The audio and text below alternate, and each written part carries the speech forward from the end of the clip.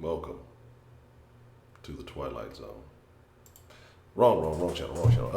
What's the motherfucking deal, man? Welcome to the den. I'm glad that you could join me this evening. I am your host, Ed Honcho. Shout out to Culture. I love pushing this button. Let's get this party started right. Let's get this party started quickly. You can catch my personal social medias at Ed Honcho HTX on Instagram and Twitter. If you want to follow, let me know you from the den. I will follow back. Like the video, let YouTube know you enjoy the content. Subscribe if you're new to this.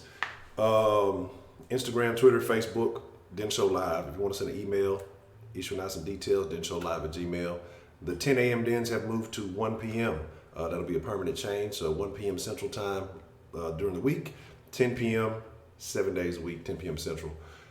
Den Show Podcast. The streams will be, the audio will be taken and put on the podcast. So if you miss the streams, you can always listen. You want to get you some of that lovely Den Show merch. It's better than Gucci. If you boycott Gucci, go get some Den merch.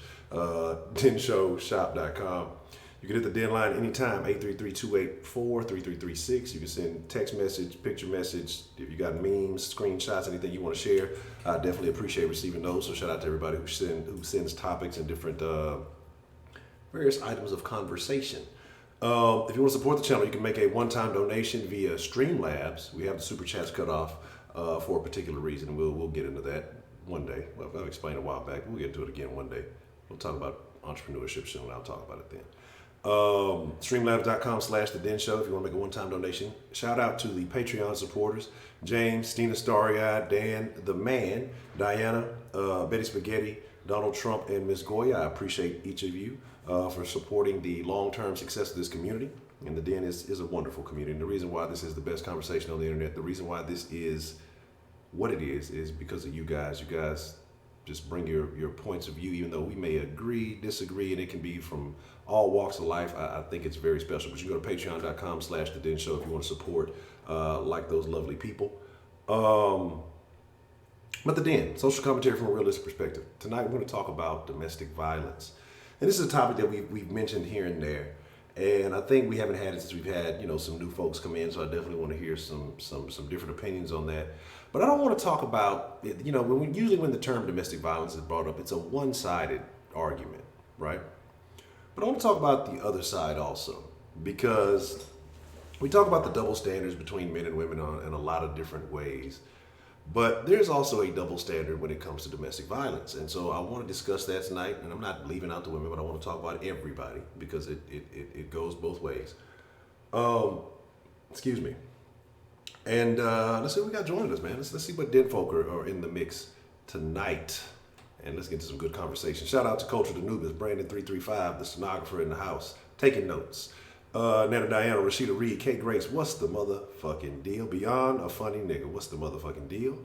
Sweetberry, I don't know how sweet that berry is because she be beefing and stars. Shit. Y'all don't see the shit that she be saying offline. She's really a very violent person, and if I were any of you, I'd be scared to be alone in a room with her at any time by yourself. Record everything. Broderick, what's the motherfucking deal? Empress Yaya, what's the motherfucking deal? Let's see. Miss Meat, sit your ass down. What's the motherfucking deal? Let me see. Big M, what's the motherfucking deal? There are no bad ideas for this chat. You gotta understand. No, Heidi. Hello, Heidi.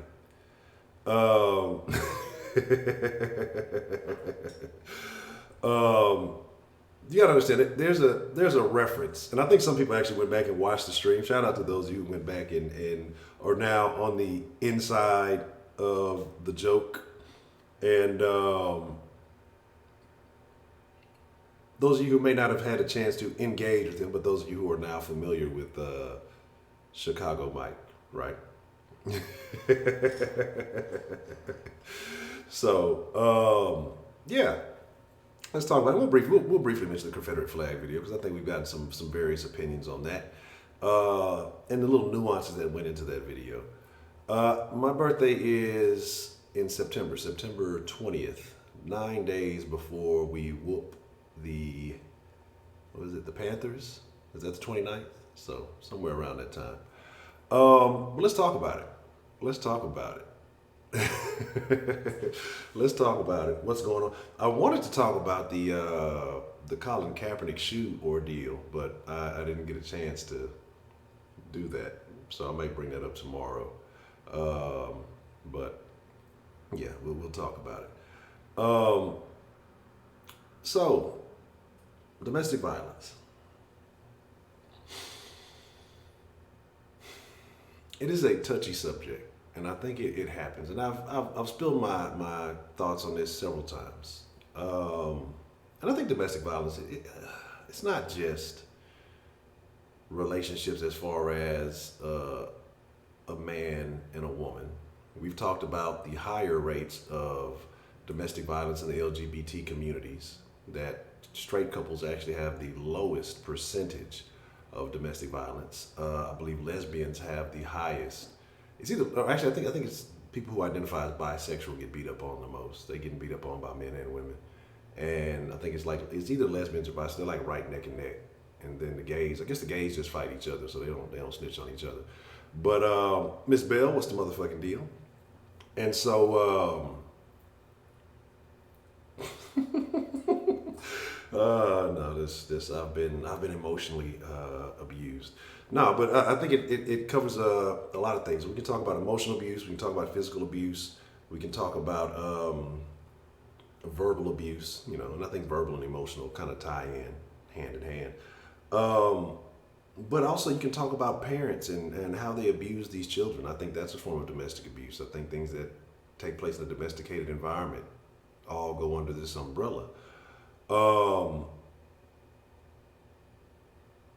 Because what you have too in a lot of homes, and I think you see it with a lot of people. You know, I'm not against corporal punishment, you know, for kids now. But what I think a lot of people do is they beat children.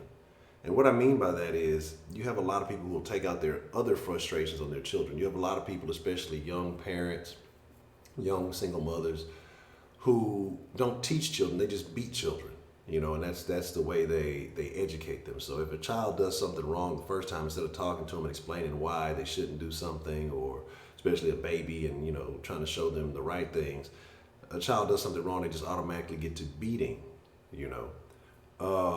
So, you know, that's a problem in my opinion. I think that's an issue that needs to be addressed. You know, there's a difference between abuse and discipline.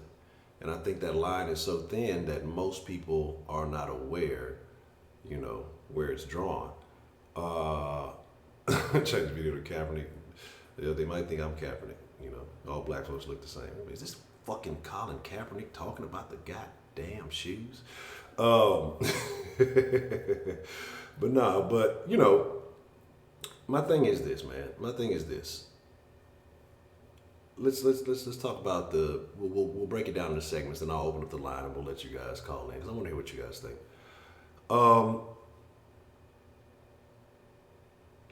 Why is there a double standard between men and women getting abused, especially nowadays when, you know, everybody wants men to be weak. They want men to be feminine and fragile and get in touch with their feminine side, right?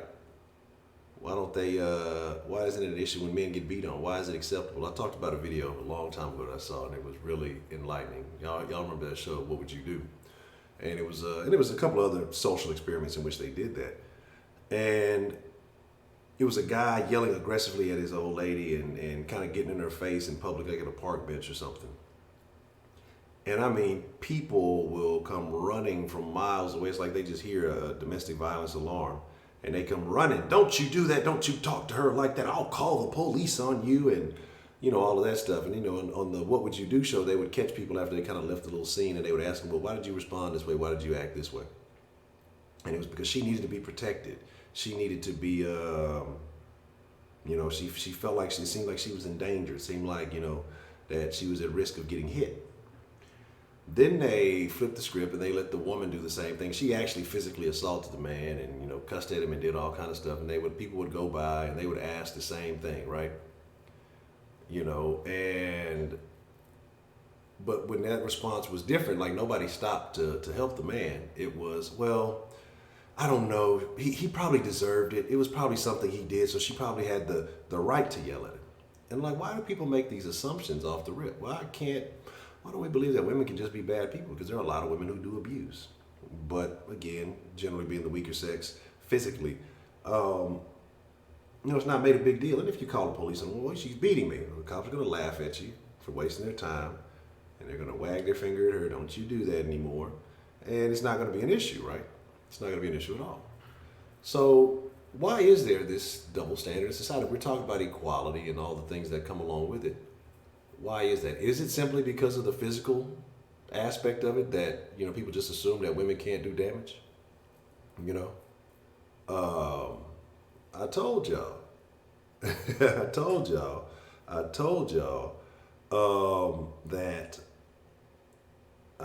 that Miss Sweetberry is not so sweet. She's conniving. She be able to pulling stunts and doing shenanigans. She's hacked the bot. That's why she got so many damn pistachios. She cheats when nobody's here, and she steals from people, even when the bot's not even on.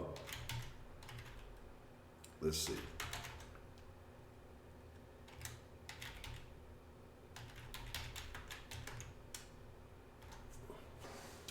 But let's talk about it. So why is there that double standard in domestic violence? Yes.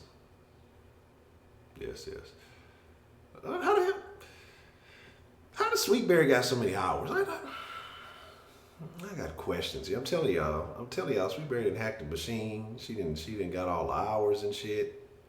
No, she just fell out the points though, I think. Let me see where she at. No, she in 8th.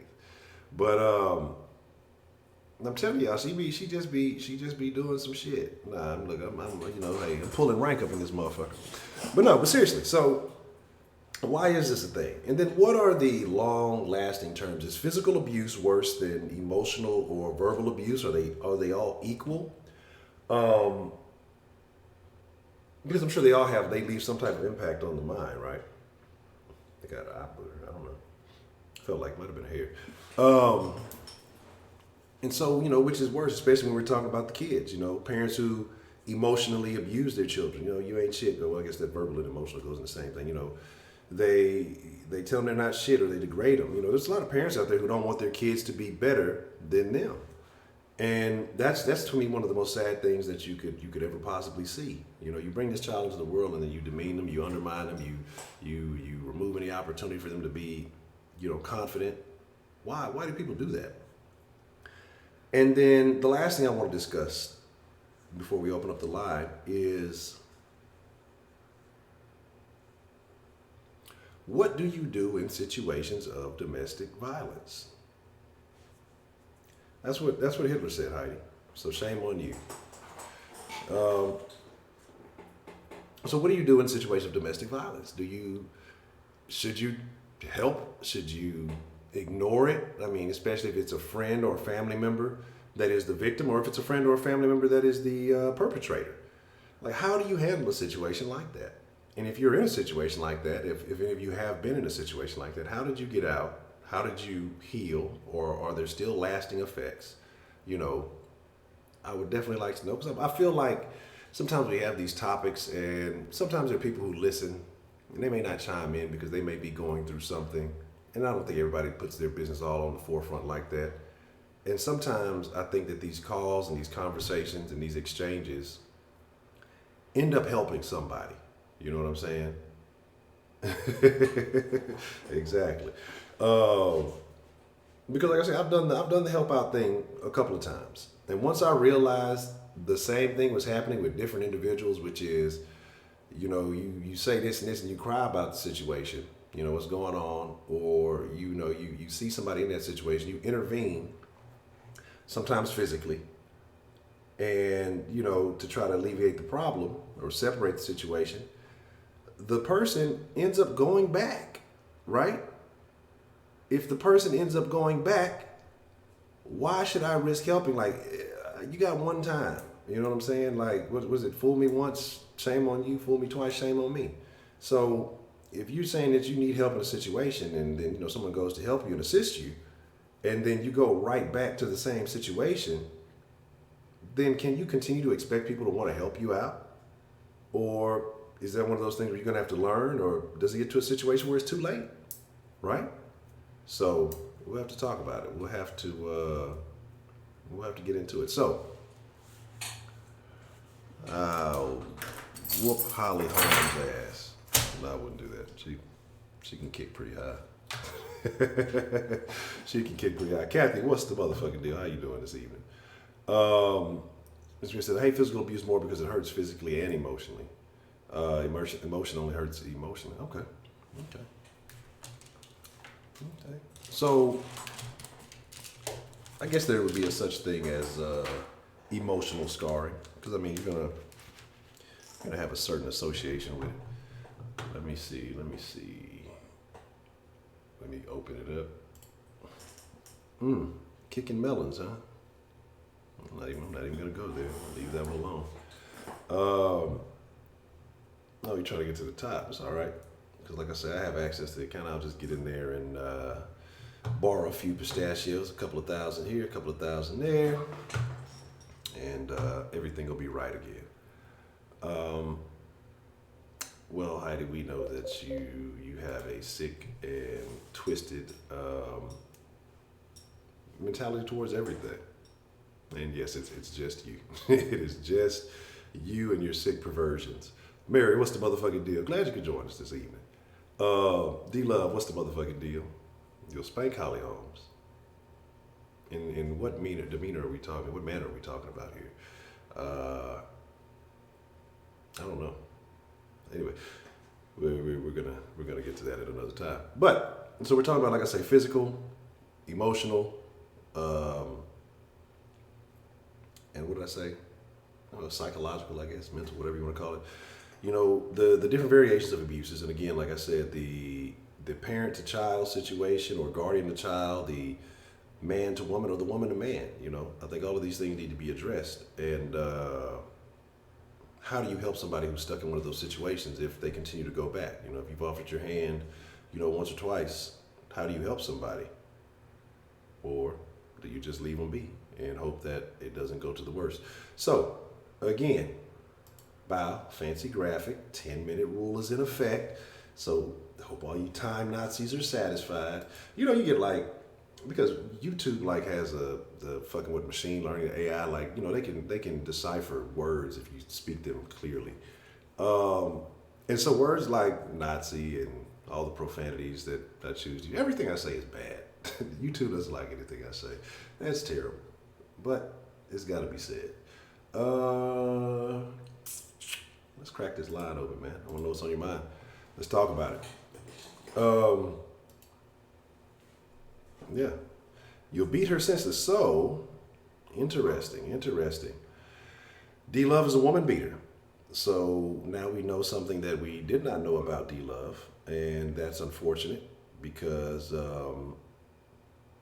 once he decides to become a motivational speaker, he's going to motivate people to beat women, and that's terrible. So do not buy tickets, do not support D-Love's venture because he wants to beat on women, and that is tough. You will beat her senseless. That is foul, D-Love. I thought you were a better man than that. Your best friend's daughter's going through this. We were just discussing this earlier. That's a tough situation, man. Again, you gotta, because you love somebody, right? You care about them, and you don't want to see them in a situation where they're getting hurt and harmed. But do they know that? And how much of that has to do with upbringing? How much of that has to do with the way that they were raised, that they'll take abuse as love, And I think that's why it's very important to, especially when it comes to children, especially your daughters, to show them what real love is, when to be cared for, to be appreciated. These days I don't want to say overly exalted, but to have an understanding of when somebody is they care about you, or when somebody is trying to use you, or when you have to understand the differences, and you have to have those conversations. Otherwise, depending on the way you're raised, depending on what's going on, they'll fall for anything, and they'll accept anything as a standard, and it can be detrimental to their health and their well-being, and then it can be a situation where it's too late. we see too many stories of it, especially these young girls getting with some of these old goofy ass dudes, and you know they think that this stalkerism or you know all that stuff they don't. Oh, that's just love. He just loves me. You see all these people who have this crazy. Who was it? Was it Beyond that you had posted that video a while back, or maybe it was somebody somewhere else? I might have saw it somewhere else. It might have been on Twitter or something. But I always think anytime I think anything that is somewhat popular, I think Beyond posted out. It's just the mental association that I have with it. But the dude was sitting there like talking to the chick or something, and then like was like, "Why you did this?" And then he turned around and just basically started beating on her. You know what I'm saying? What's the motherfucking deal, Professor Trill? And like he was talking, and then he just turned around like really started like waylaying. I mean, just letting it all loose, and then you know, like the next day or a couple hours later, she on there talking, "Oh, that's just how he showed me he loved me. That's just how we play." You know, this nigga just beat the brakes off your motherfucking goofy ass, and you talking about this is how we play something. Who's old buddy, the little rapper that all y'all little niggas like? The little nigga with the herpes. You know what I'm saying?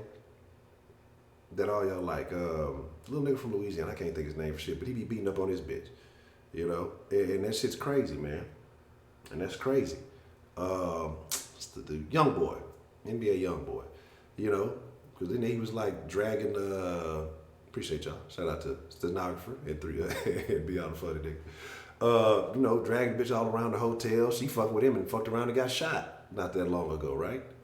And I'm sure she's still hanging tough. She got beat up, got shot behind this nigga, all kind of goofy ass shit.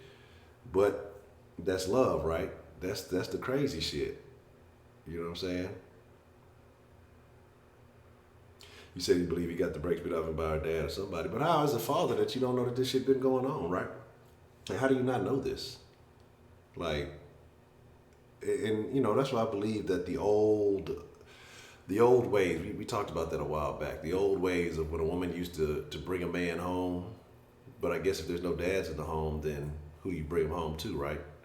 To be kind of analyzed by your parents to decide whether or not they're good or bad. Because trust me, if you got a decent father figure in the home, he's gonna let you know this nigga ain't shit, or he's gonna let you do what you do, and then he gonna follow that nigga home and hide him, and you'll never see him again. You'll just wonder what the fuck happened to him. But there's that. But it's craziness. It's craziness. So you say hurt someone physically, mentally, emotionally is not love. It's criminal by violating others. I agree. But there's people who, lots of people who are with that. I mean, who are into that, who are not into it, but they accept it. And how much of that is self-esteem from them getting into the relationship? And I want to say we had this conversation, and some people were saying that it was a thing that they started off, one way, and then it kind of gradually became something else. That the person didn't start that way, but that eventually became that.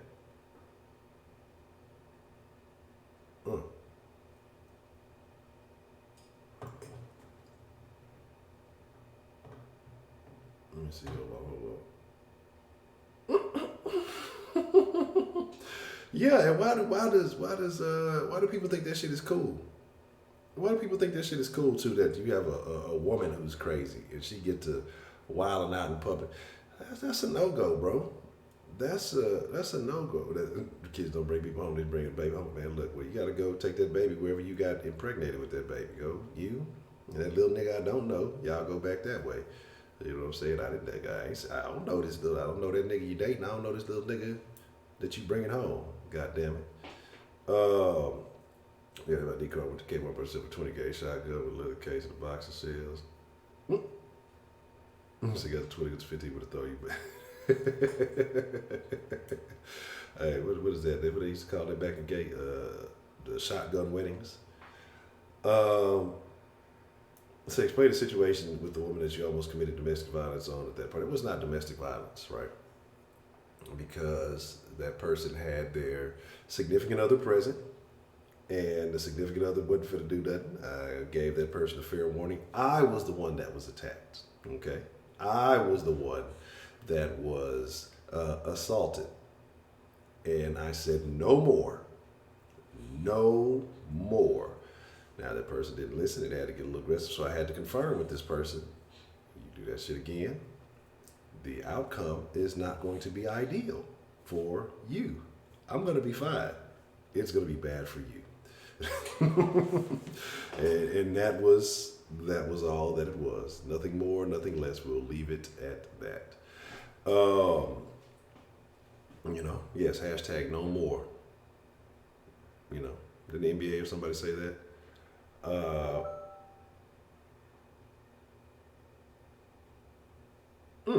You ever had firearms in your home? Interesting. Okay. Wow. Okay. But yeah, man. Look. Y'all afraid of the phone? Who afraid? Y'all afraid of the big bad wolf? Give me just a second here.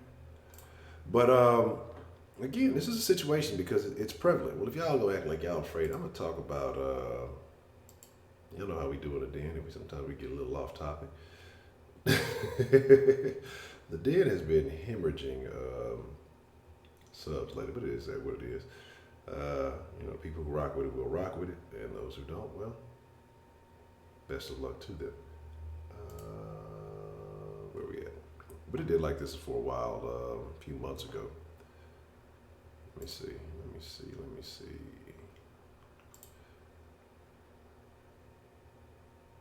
Where are we at?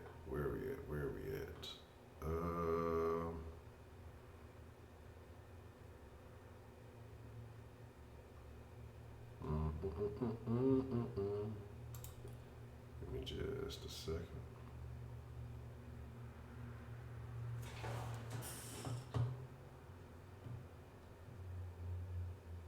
Oh yes. Oh man, I can't fuck with y'all. I'm fixing something here. You go call in, okay? We gonna see. You don't ever call in. Ain't nobody. You don't ever call in. Wow, that is funny. I hate Heidi. I just want to let y'all know that. I don't know how she got a wrench. I don't know how she finagled it, but I hate Heidi. I do. So I'm just gonna leave it at that.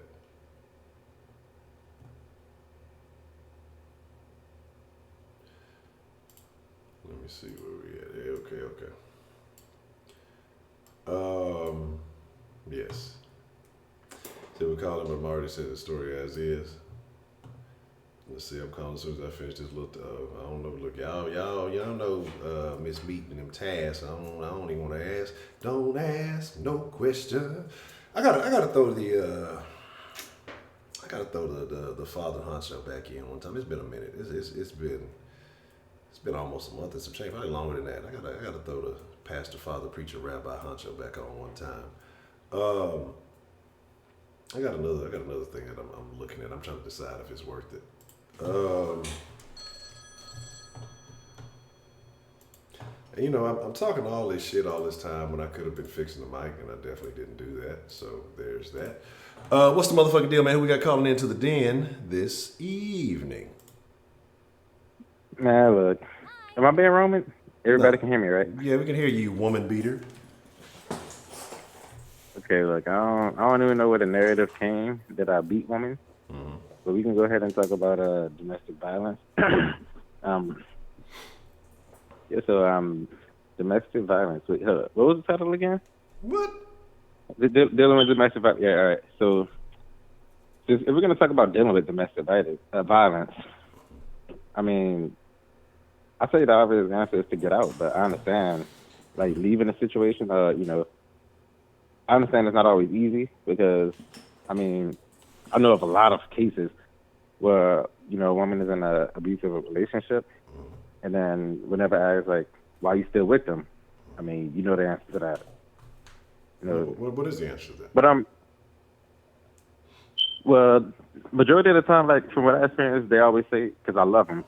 But, I mean, I know it's not always easy because some of these women have children by these men, and, they stay for the kids, right? And I understand that's not easy though. So, like, what I would say to that is just like I want to say stop having children with with people that don't really appreciate it. I mean, What but if, it, what I if it's a understand it's not always situation? that easy though. Yeah, what if it's a situation where everything was on the up and up prior to, right? Everything was good beforehand, and then maybe after the children, maybe things change. Sometimes women's bodies go through Exactly. changes, and maybe the man sees things a different way. Maybe he becomes more dismissive, or who knows what's going on. And maybe the abuse didn't start until afterwards. Maybe she's the abuser after having the children, and she has postpartum depression. Maybe she's beating on him, and she's not telling you that part of it. Like I gotta find a way to blame Right, women for honestly. something. No, Since I said my right. I mom. wasn't. Go ahead. Yeah, like I wasn't trying to frame the. I was just trying to frame the situation as if the woman is always the victim. Like I didn't mean to do that. Like I Because was you beat gonna. women. I was eventually gonna go to both sides. But what were you gonna say? I said because you beat women, so that's why you don't see women as the victim. You just said that you wanted to abuse Well, look. a UFC world champion fighter, that you wanted to beat her senseless or something along that line. I mean, women can be champions too, Nah, D I ain't. Love, and I don't appreciate the fact that you want to abuse these women who work hard in their field to be great, and you want to undermine that by Absolutely abusing them. not. That's terrible. You're a terrible person. That's not nice, Huncho. Look, that ain't what I said. And yeah, what I was gonna say is like I think I do handle domestic violence. I think I handle it good for the most part because look, I'm like beyond the funny nigga. I beat on hoes. No, I'm just playing. Hey, his word is not mine. His word is not mine. JK, but no, look, This place is no, look, toxic. that's the see, how did this come about? Like y'all was talking about Holly Holmes and how you were the first to say that you would beat on Holly Holmes No, I've never. until she you were up there kicking your like, No, I never said such a thing. I you said she said, could kick high. And that's yeah. when I came in and said, you know what? Because like y'all making it seem like I'm talking about females, like around a female. Like she is a MMA fighter. She got the capacity of beating dudes. Like she could probably be some of the male in the UFC. Like that woman ain't human. She took out that arrogant chick, Ronda Rousey. And that's what I said. I said I'm not Ronda Rousey. Like if we were to, square off in a ring, like I'm talking about an exhibition, not like a domestic dispute. Oh, so So what you're saying is that you're undermining all the hard work and wins that Ronda Rousey acquired through her long and storied career. That you, an amateur fighter, could just go in there and beat the women's world champion, or a one-time women's world champion. So you're just dismissing everything that Ronda Rousey did. So you're just throwing her under the bus. So you're just saying that you're better than women. Is this what you're saying, D Love? see, that's not the thing, Honcho. No, Don't get me that's wrong. what I'm hearing. I'm not a That's what I'm interpreting. I'm not I'm not an amateur fighter. I No, told you I'm an attack helicopter. no, Can't nobody really fight me with their hands. no. I will blast them with missiles. And Miss Meat, I don't know who your little friend is, but like I say, I'm an attack helicopter. What your little friend gonna do to me? I mean, look, can't nobody fight me with their hands. Honcho. Well, then I got I got I got a I got a machine in front of me. well, I'll just call a mechanic. I'll just call a mechanic, and they'll just You're right. dismantle You're you. right. And I'll make sure that You're that right. But mechanic has a Confederate flag in the back of their truck. Um, Stop. you're Okay. right, Sunshine. But people don't really do that. Like a lot of people don't, use bazookas and stuff to a street fight. They just use their hand. It's just crazy. 'Cause I fly like 10 feet in the air. I fly 10 feet in the air so I can avoid the fight. I don't even have to use my missiles. But I mean, life is not always easy for an attack helicopter. So if y'all want more information on that, you'll just go to my Instagram. I'll show y'all the hard life. It's not the life y'all want. But oh yeah, Huncho. Yesterday and then Strawberry 32 said she had a little crush on me. Um, I think it's a she. I'm not even sure. I don't know if she ever called in. I would assume it's a she, but yeah, I don't know. I don't know what she was trying to get at. I don't even know this person. This person been harassing me, taking my pistachios, and I think the bots are kind of rigged because every single time she challenged me, and I accept the challenge, I lose. So yesterday I tried to challenge her instead, but she didn't come in. That's when she told me she had a crush on me, and she told me she was stalking my videos on Instagram. So yeah, I'm gonna need you to keep an eye on her because it's not right.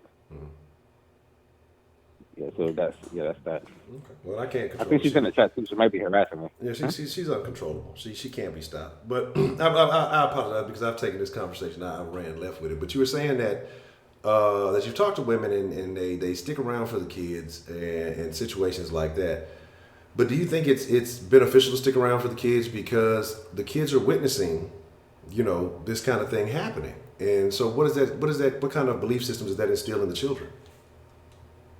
Yeah, I'm not saying I condone it. Like, I think that a woman should pack the kids and get out if being abused. Well, you know what? You know what I think?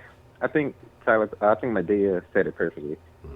Um, put some boiling water, like put a pan in the stove, boil the water up, and what she say? Put her in his face and hit him with the pan. So like that, it was a movie. I'm sure a lot of people are familiar with it, but So I think that'd be did the you perfect solution. you Huh? just did you just quote Medea? Hilarious, yes, sir. Yeah. Okay. I mean, I just want to confirm it. I just want to make sure I have all my sources correct. Okay. So you feel like if a woman is getting abused, she has the right to retaliate with a physical violence of her own. You think that's Well, you good? know what? I wasn't really taking myself serious when I said that, but I mean, I don't think any child should grow up in a household and witness that and end up thinking that it's okay. But there are situations where a woman is like scared for her life and children. I remember what's his name? Big Soul guy. His last name is Cruz. You talking about Terry Crews? Yeah, Terry Crews. Yeah, so he was giving a speech on his domestic his experience with domestic issue. You know, his dad was very abusive, and he witnessed his dad punch his mother as hard as he could in her face, and he was terrified. He was terrified of what he could possibly do to him. So, um, long story short, she ended up packing him, and they ended up going. Like, it was hard because they didn't know where to go. So, I think that there are issues like for a man of his size and his strength to punch his mother like as hard as he can. You know what I'm saying? I think there are situations where women are not. I shouldn't figure out how I can say this without. I'm gonna be honest. You already messed up. I mean, you've already messed up. So you might as well just say it now. There's no coming back. Okay. Well, I do think that there are situations where women could use a little self-defense, kind of stuff like that, because I think it could help. I think there are situations where women do feel for their life. And I understand that male can be victim of domestic violence too. That's why I took up training. That's why I became a psychologist. I didn't want to deal with it, but Okay. I mean, like I say, no child should ever have to go through that. So the way to handle domestic violence, I mean, even me, like, even if I was in a domestic relationship, I wouldn't put up with it. You know what I'm saying? If it's not my help, I just get it out just like that. And even if I do have the strength or whatnot, because all I would do is restrain. I don't feel the need to have to beat on a woman. Now if she's stronger than me, then if she's stronger than me, then that's a little different, right? If she's If stronger it's Holly Holmes, then, huh? Yeah, if she's stronger than you, then there might need to be some biological testing done to confirm a few things. But no, I agree with you. It's certain situations where I do believe that sometimes I'm a firm believer in this. Okay, and I don't see why it wouldn't apply to a domestic violence situation. Sometimes violence has a place. I was talking about a capacity for violence in the earlier stream today. Sometimes violence does have a place. Sometimes you have certain people who only respond to, I don't want to say a threat because threats are kind of useless, but certain people who only respond to certain acts. And sometimes you have to play with people's lives a little bit. And it sounds really bad the way I'm saying it, and I mean it kind of pretty much as I'm Right. saying it. Like, you have to let somebody know that I'm willing to take it all the way there if you think you're going to play with my life, I'll play with your life also. Because some people just, they won't take you serious until you take it to a place where it really should never have to go, but it's like that sometimes. But then you see that does change people. It was funny because my grandmother told me a story about the one time that my grandpa on my mom's side had he had him a couple of buds too many, and he was out there doing his thing, and he came home and got to getting crazy with her, and so she waited till he went to sleep, and she went out and then hit that kitchen drawer, and woke him up with that knife to his throat, and told him if he ever got to doing what he did again, well, it'll be a wrap for him. And I'm talking about, when I say my grandma is the stereotypical nicest old lady, like I've never ever seen her get mean or just crazy or anything like that. Okay. So I know that she had to be pushed. Yeah, like what exactly was he doing that made her push her to that limit? No, I think he came on. He put his hands on her, and that wasn't something likely that he did. It just that wasn't. It was just kind of out of his character, I guess. But she made sure that it never happened again.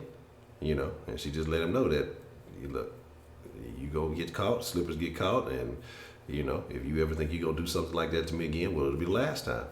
Well, here's my thing, Honcho. If you say for example, like if I want to say this, if a woman ever put me in if a woman would ever put me in a situation to where I would consider doing something like that, then maybe I shouldn't. But when it's vice versa like that, it's unfortunate. Like I say, you don't. With a man, you don't have that same thing. I'm kind of looking at it from a female to a male perspective. A man is beating on you continuously, but as far as a man, even if if a female. If a man would put a woman in a situation to where she even consider doing that, maybe she should find somebody that'll treat her better. Mm-hmm. But like I say, it was a one-time incident, because like I say, that's why I say it was out of his character, because he never did it before, and so and this is after a few years of being together, having kids and things like that. That he just got kind of loose one night, and I guess got kind of crazy, and again, so it never happened again after that. So that incident was settled. But if you have a situation where this is an ongoing thing, and somebody just kind of implemented this into their character, then you have a couple of options. I think the best option is to leave, so that you don't get caught up in some type of legal ramification or anything like that. But but if you're trying to stay, you're trying to make it work, and you think that you can rectify the person, then you got to do what you got to do.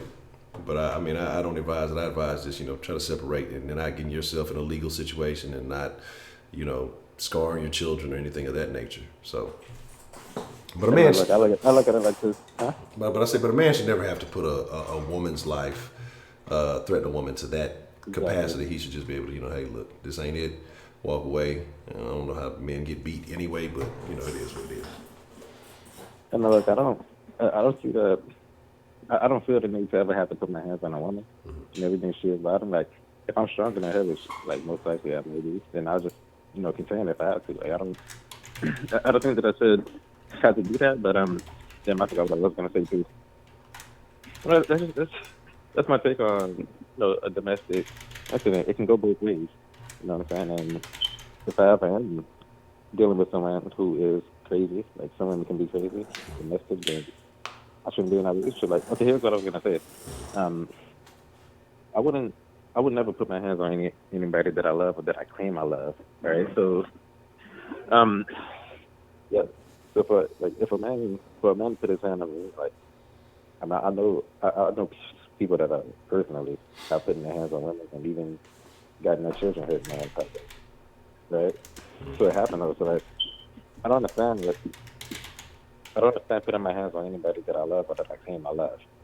Like, so that's the thing. Like, for a woman, if a dude put his hands on you, of course he's gonna give you the "I'm sorry, baby, I get better." It's probably not gonna get better.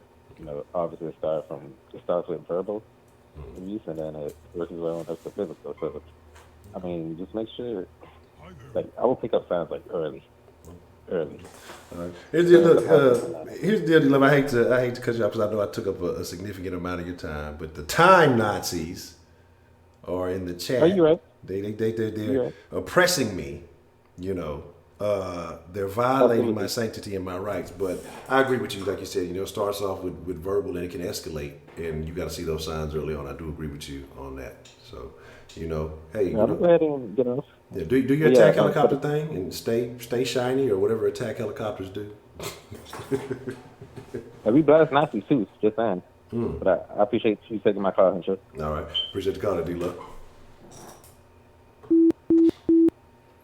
Man, shout out to D-Love. You know, I took up a little bit of his time, so I gave him some extra few minutes because I was, you know, sharing my story. Haters, you're haters and naysayers, all of you.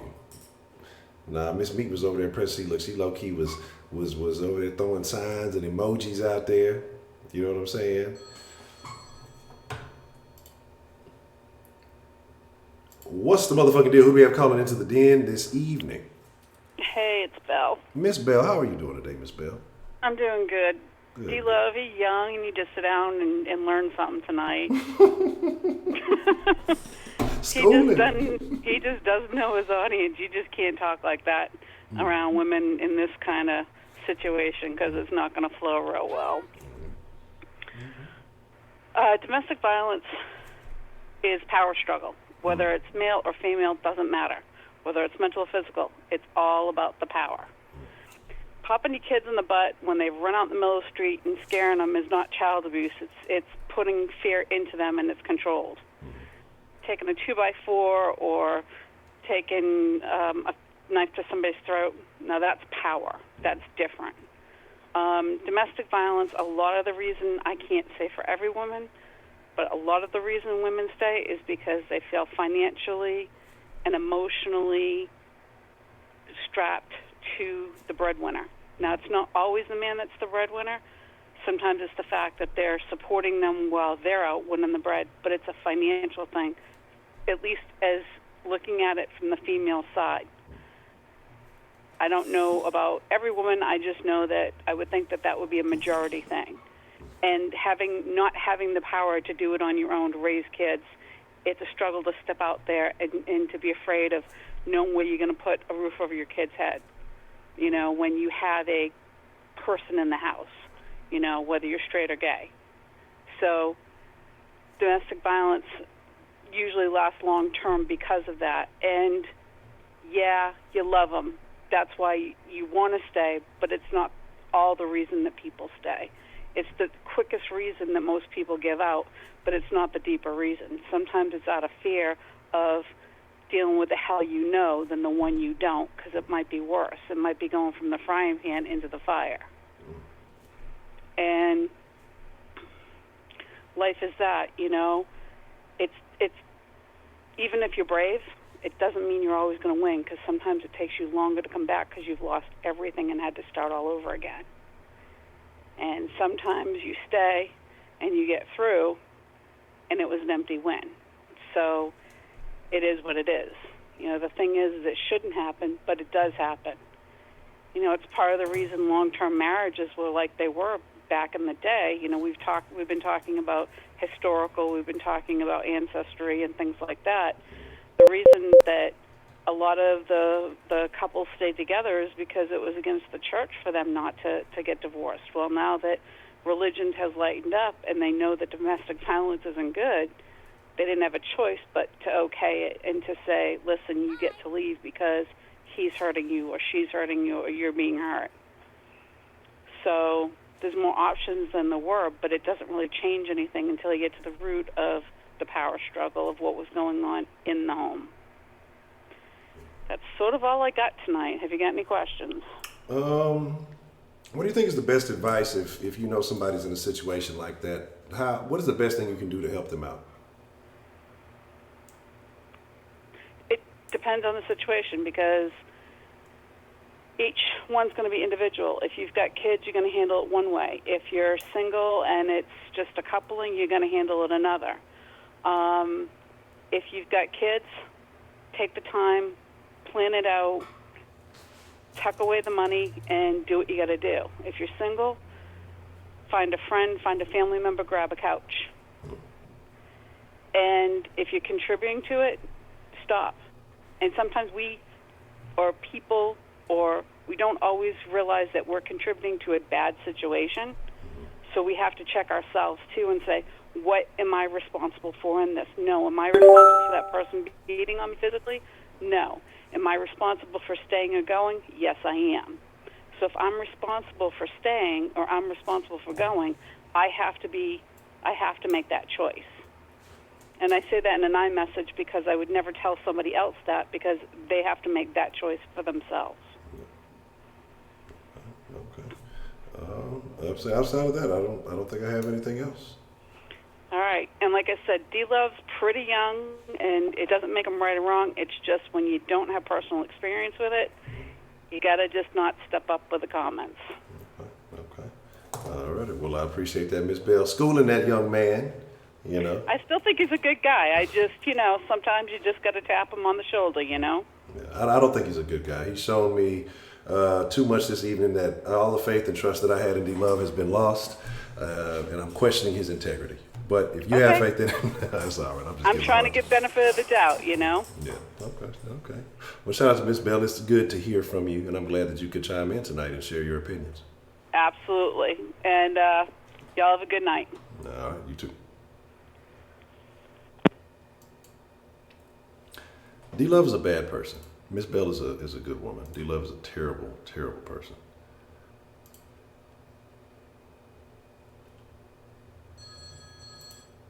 What do we got going on here? What's the motherfucking deal? Who do we have calling in to the den this evening? Miss Shannon. Hello, Miss Shannon. How are you this evening? I'm doing all right. How are you? I'm pretty good. I have no complaints. Life is good. What would you like to share with us this evening? Oh, I'm no stranger to domestic violence relationships. So have you been in them or have you witnessed them? What is your connection to them? I've been in the middle of them quite a bit. Actually. I do recall a particular story that I'm not even going to bring it up. But okay, tell us more.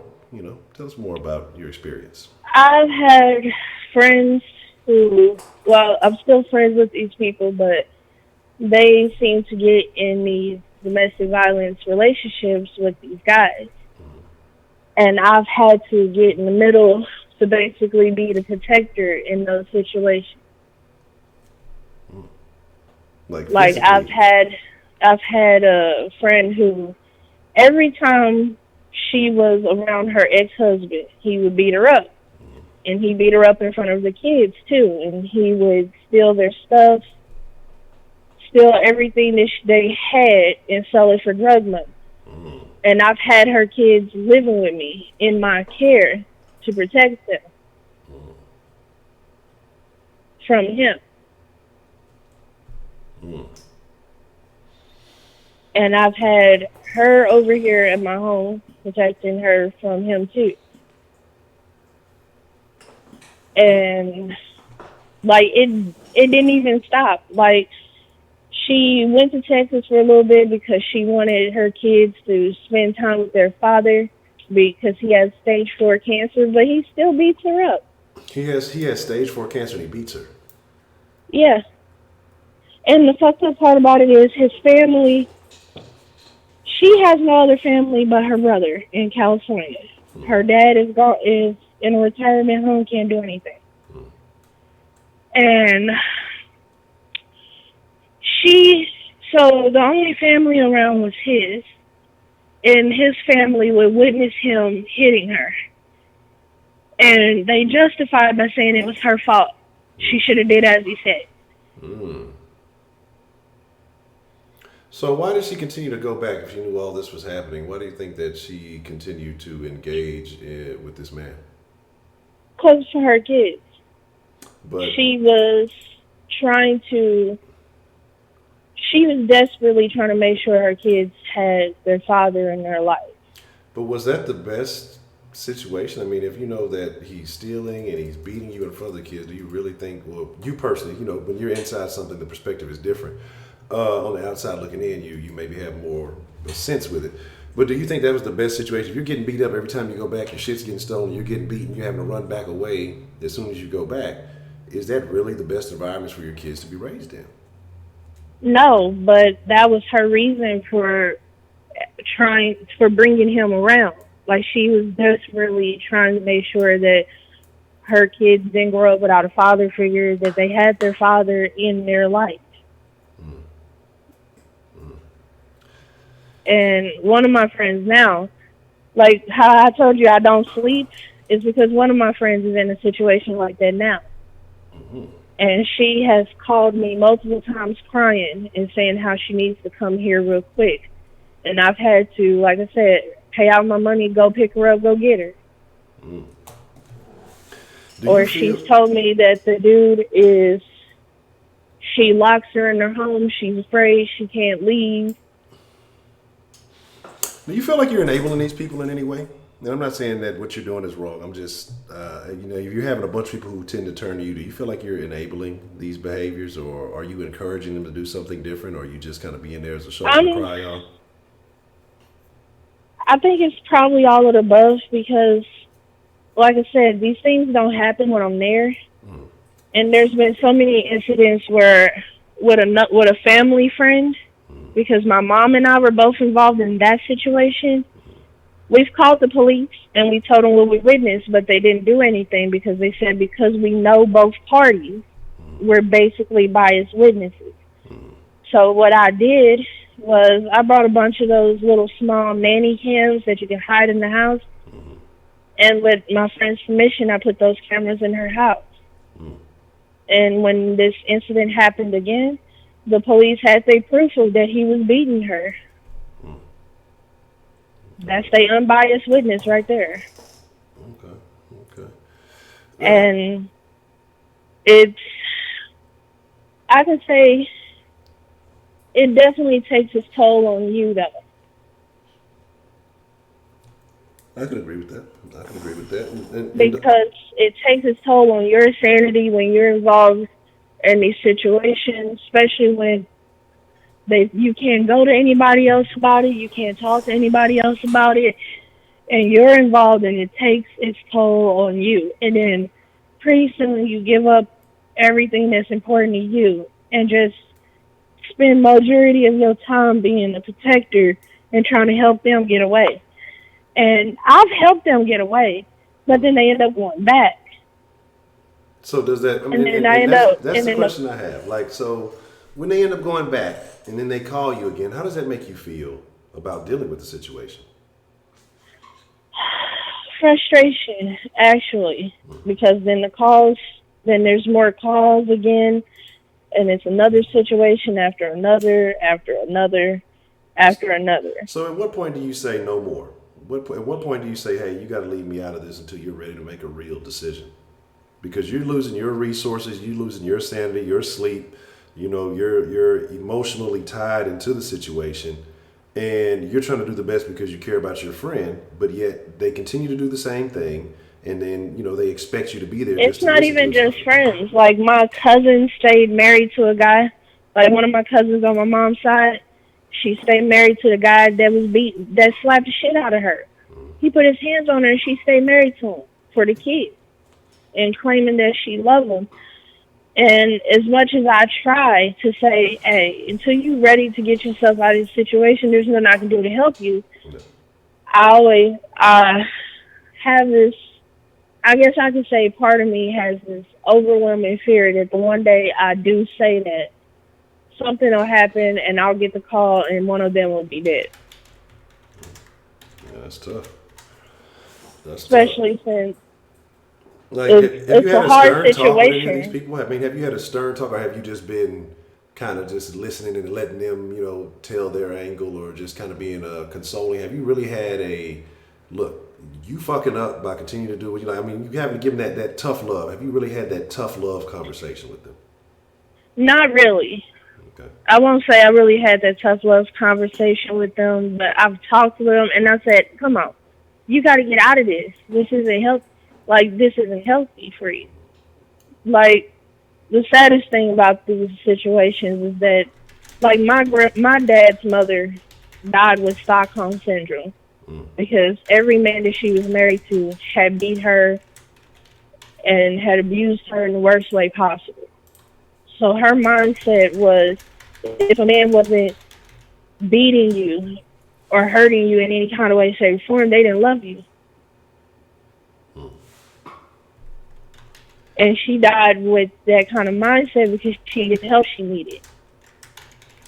So I think because of that, I try to be that helping hand to my friends that constantly get themselves in these situations.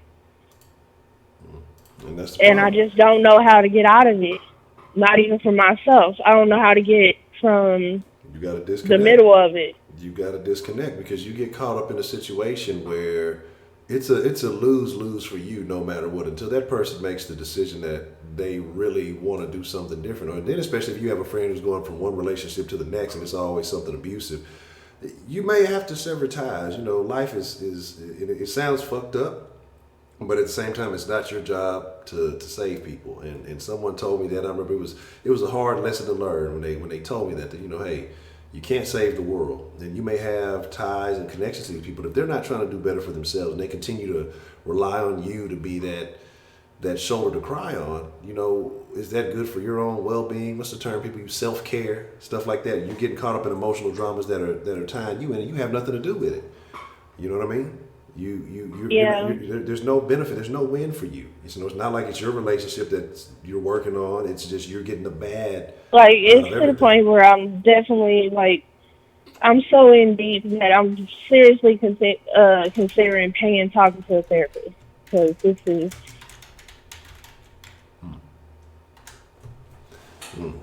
It's ridiculous. Like I said, I don't sleep at all because I'm afraid to get that. I'm always having to be up to get these calls from them. And see, and these calls are well-being. Constant. You got to stop answering these calls. You got to stop, and I hate to say it, because sleep is an important part of health. You got to get your rest, and if you're stressing yourself out, hoping that these people get their shit together, because you just feel like you have to be the one that they rely upon, you're doing more detriment to yourself, again, with no benefits whatsoever. And you just have to say, hey, look, this is what it is. A real friend has those tough conversations with a friend. They don't continue to let them engage in self-defeating behaviors and undermining themselves. So as a real friend, you have to say, hey, look, I don't know how y'all ladies talk to each other. You say, look, bitch, or, you know, with the words that we can't say. You got to do whatever that shocks this person to let them know that you're serious. And say, hey, we got to have a real fucking conversation. Like, you have a choice. You have options. You're the one that keeps going back to these ass whoopings. And I'm over here concerned about you. And if you care about me as a friend, then you're going to do what it takes to improve your situation or leave me out of it. Period. Because I'm continuing to help you. I'm continuing to embrace your situation. And it's breaking me down. You know what I mean?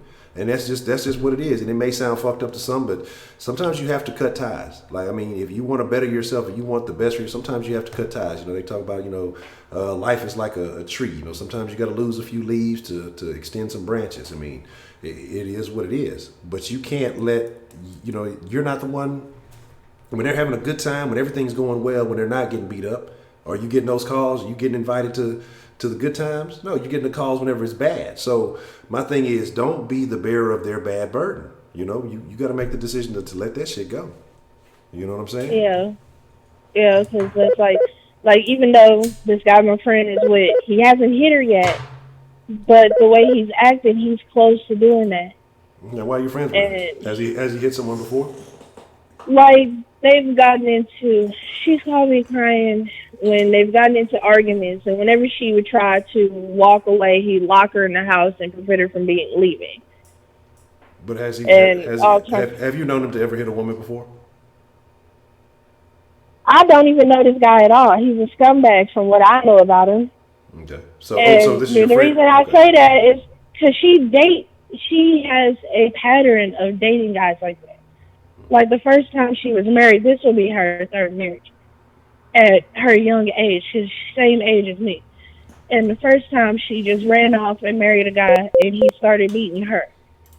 And she married this guy, and when she tried to get away from him, he found her, and he beat her up, threw her out of a moving car, and took all her money.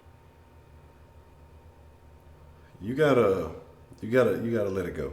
And I hate to say that, like, because, you know, these friends have to. What you need to tell them is, hey, they need to separate, and they need to do some self evaluation. We talk about audits, self audits, personal audits, and they need to audit their belief system. And part of that is getting some self esteem, getting some self worth, and whatever that takes, you need to separate and get out of any kind of relationship, because obviously, if they're going towards the same type of people all the time, it's because they have low self esteem. Yeah, because like all these guys, they've abused her in one way, shape, or form. Rather it's emotional, physical, or financial, or it's sometimes even sexual.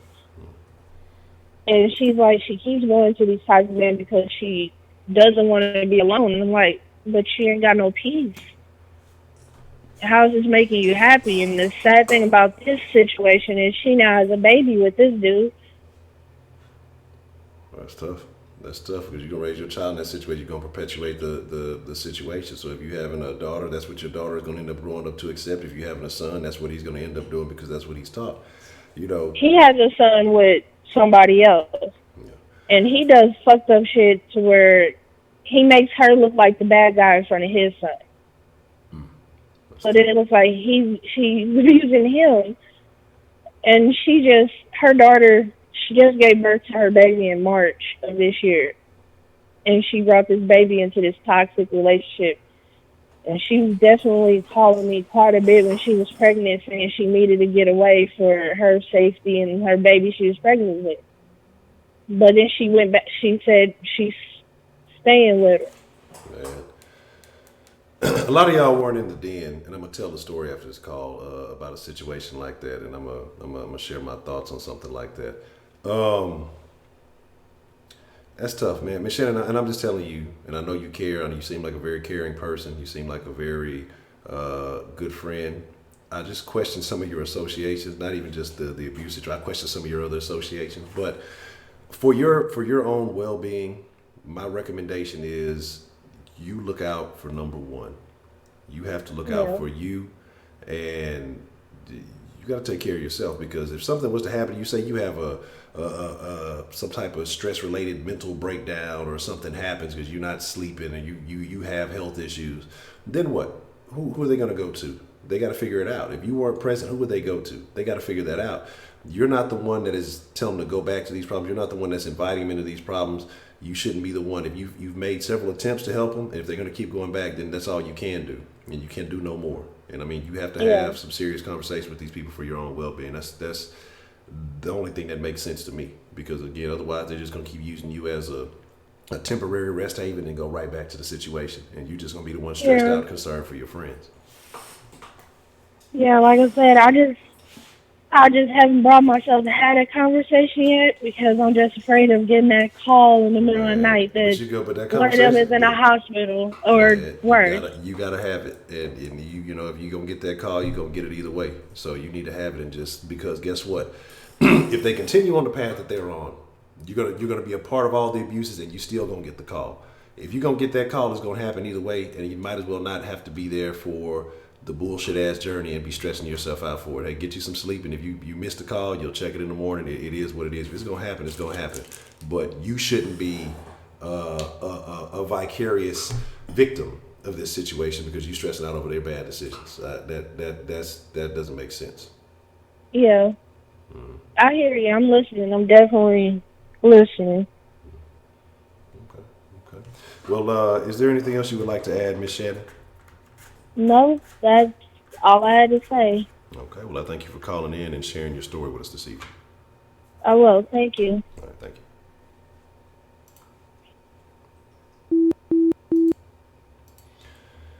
And that's tough, man. It's very tough. And I'll probably say the little story that I want to share towards the end after, I stop taking calls, and I'll tell y'all, those of you who are new, those of you who have been in the den, y'all were actually there when it happened live.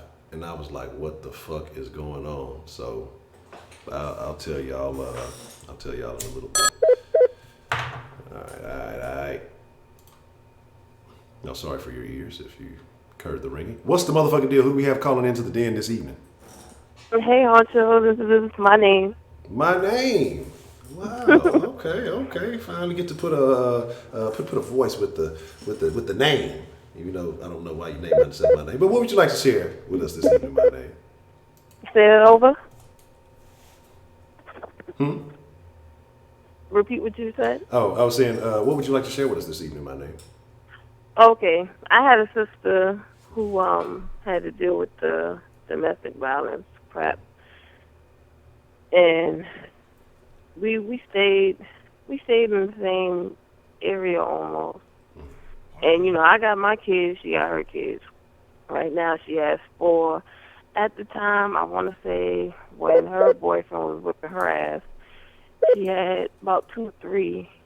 And I remember her calling me, to come. So round up my husband and my kids to go help her and everything. Because I knew, we all grew up together, the person that she was going with. And I told her, after we stopped the situation, okay, just let it be, don't go deal with him no more. He came knocking on the door while I was, he came back and knocked on the door. And I said, do not go outside. She went outside anyway. So after that was my last situation with any situation like that. About domestic abuse victims and shit like that, because when you have enough. When you have enough, you'll remove yourself from the situation or you'll get killed. Ain't no need for nobody else getting hurt in your situation.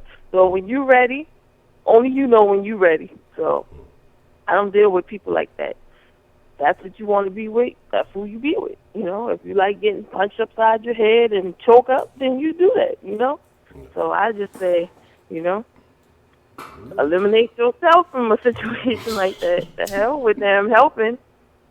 Well, damn. Okay, but I can't blame you for that, because why? And that's the thing. And like I said, I had to learn that. After a couple of years, call myself being a gentleman and helping out in certain situations. But then you go back. So why do I get involved? Why am I caring more about you than you? Almost. I'm willing to risk, either my health or my freedom or something like that to help get you out of a situation.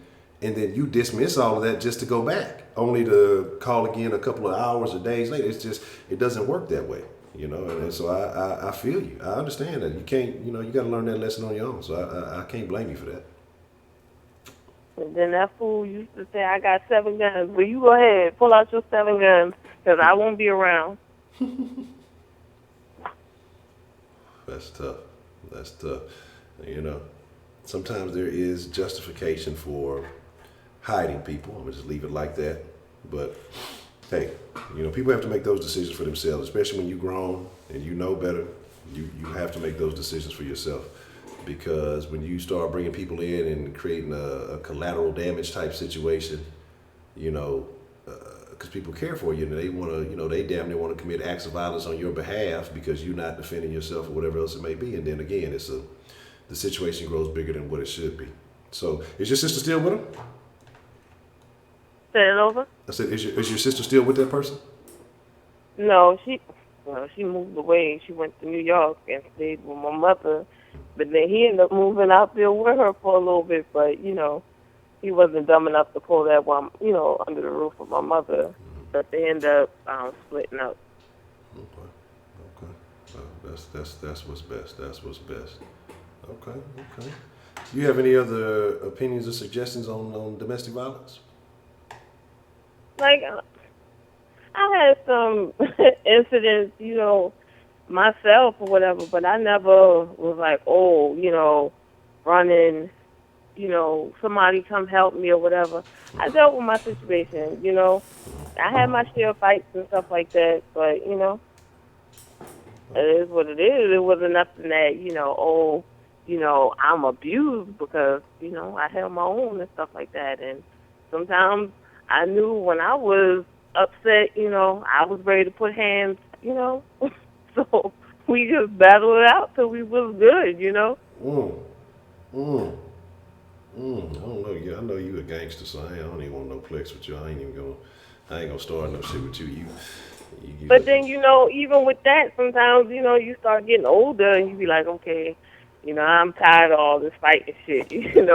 We gotta do something different because, I'm tired, I agree, and a lot of that youth does play a lot of into that with ignorance, like, and that's why I say educate. Well, and I'm not going to sit here and say that smart people don't fight or that educated people don't fight, but I think education and understanding plays a big role in that, because when you don't have the ability to say or express yourself using, words or a different method, then you result to violence. And I mean, that's just how it goes, period. Even if it's somebody that, you're not with, it could be you just having a regular conversation with somebody and you get so mad that you can't express yourself properly, you be about ready to fight. And, so I think that plays a lot into it too. So, but I agree, age hopefully does help. But there's some people that's still getting beaten, they old, and still be in those relationships. All I say is you got to think of boxing, karate, or whatever, so if you want to stay with them, you'll be able to hold your own. I had one girl who used to get her tail whipped, and I was like, oh my gosh, like he didn't care. He used to whip her in front of his family and all of that stuff. It didn't matter. She used to get her ass whipped. And I used to be like, damn, she was, a little younger than him or whatever.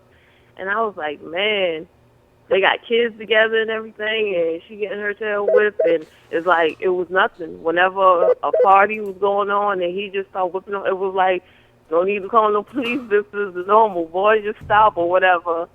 And I had a situation one time, and like I said, I handled myself or whatever. And she was talking to me and her, there was a wedding that went on or whatever, and me and her was chilling while the boys was out and stuff like that. And she was like, you know what?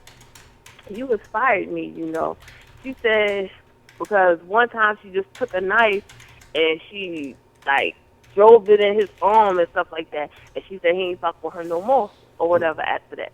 So I was like, See, like I felt sometimes kind of violence good because, she, but I'm not going to be the one to be in a situation helping you, while you're getting your ass whipped or whatever. I might hand you the phone to call 911, maybe, but I'm not putting myself in other people's situations like that, because at the end of the day, when she decides, more than likely the next day they're gonna end back up together. So you might as well just mind your business. Straight up. And that's the crazy thing about it. That's what I told you. I told you earlier. Sometimes, you hate it to be that way, but sometimes, hey, you got to let people know that you have the ability to execute a little violence yourself. And I think that people will they'll chill. Once they know that you, it's like with a bully. And that's why I say I think bullies are good. If you get over that, you fight back, they ain't gonna keep fucking with you like that. They're gonna eventually say, man, you know what? I'm tired of this shit. This motherfucker gonna fight back every time. You know what? Let me either leave this motherfucker alone. Let me approach this a different way.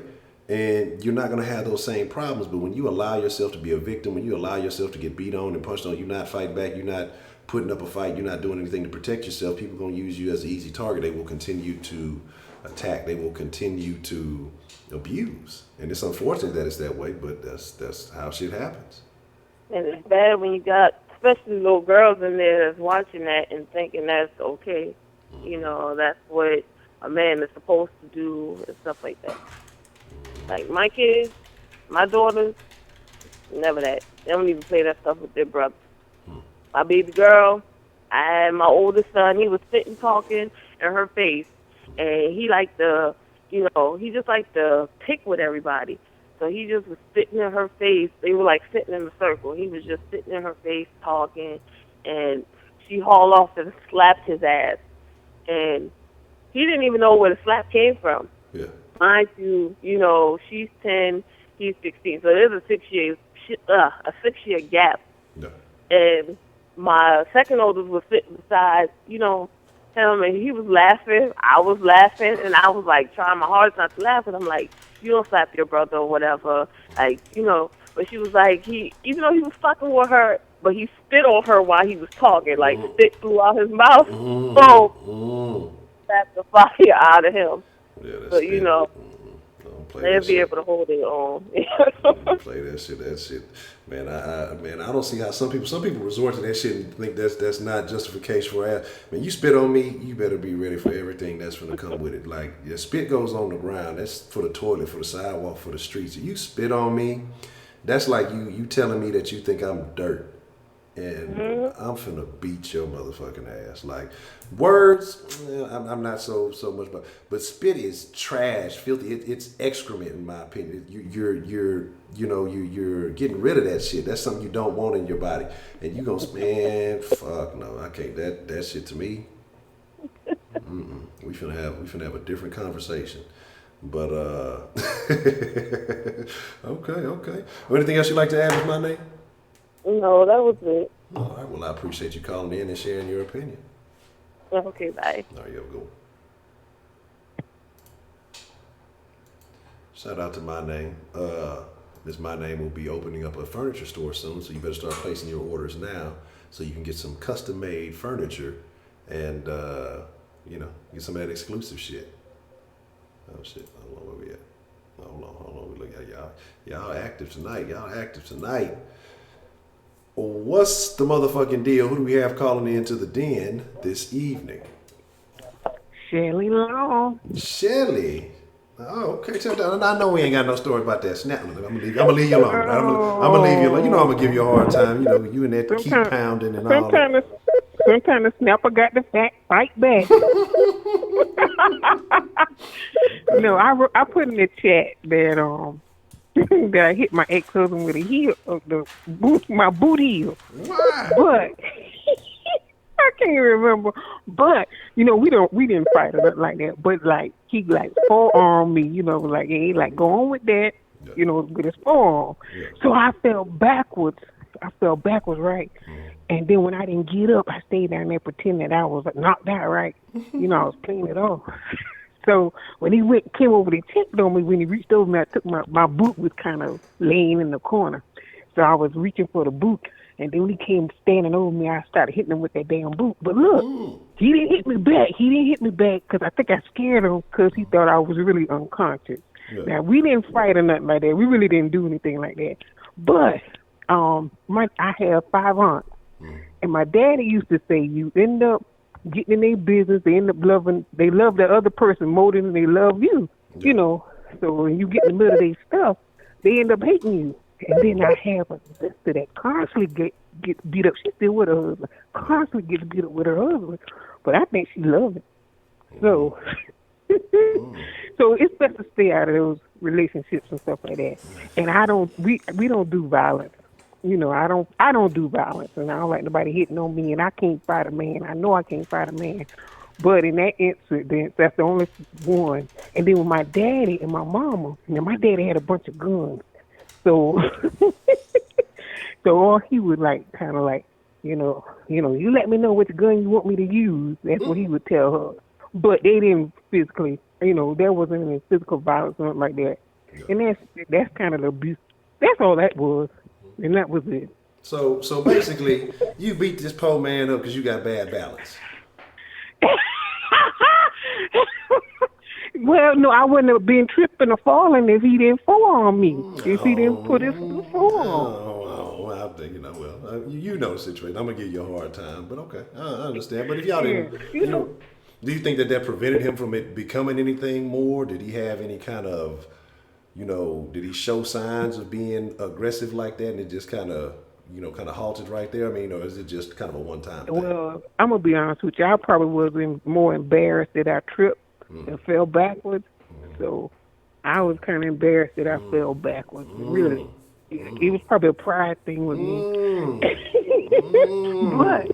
But he, I don't try him. I never tried him. I don't try him or nothing like that because I don't try men because I think they'll punch the mess out you, But in that case, I like I said, I was playing like I was passed out and I just was able to get a quick licking. Now, if he bent over and kept punching me or something, I ain't going to say I deserved it. But, he just let me by because, if it was the other way around, he hit me with a boot heel. I expect, well, I can't fight him, but if he hit me with a boot heel, I would try to fight him. But the minute if I put my hands on him, I think he would really show me like he's the man, So no, that was the only time, and that was he let me by. He was 6'2" and 200 and something pounds. That man could tear my behind up.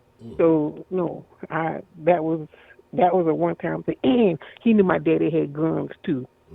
So he wasn't gonna risk his life, doing something to me anyway.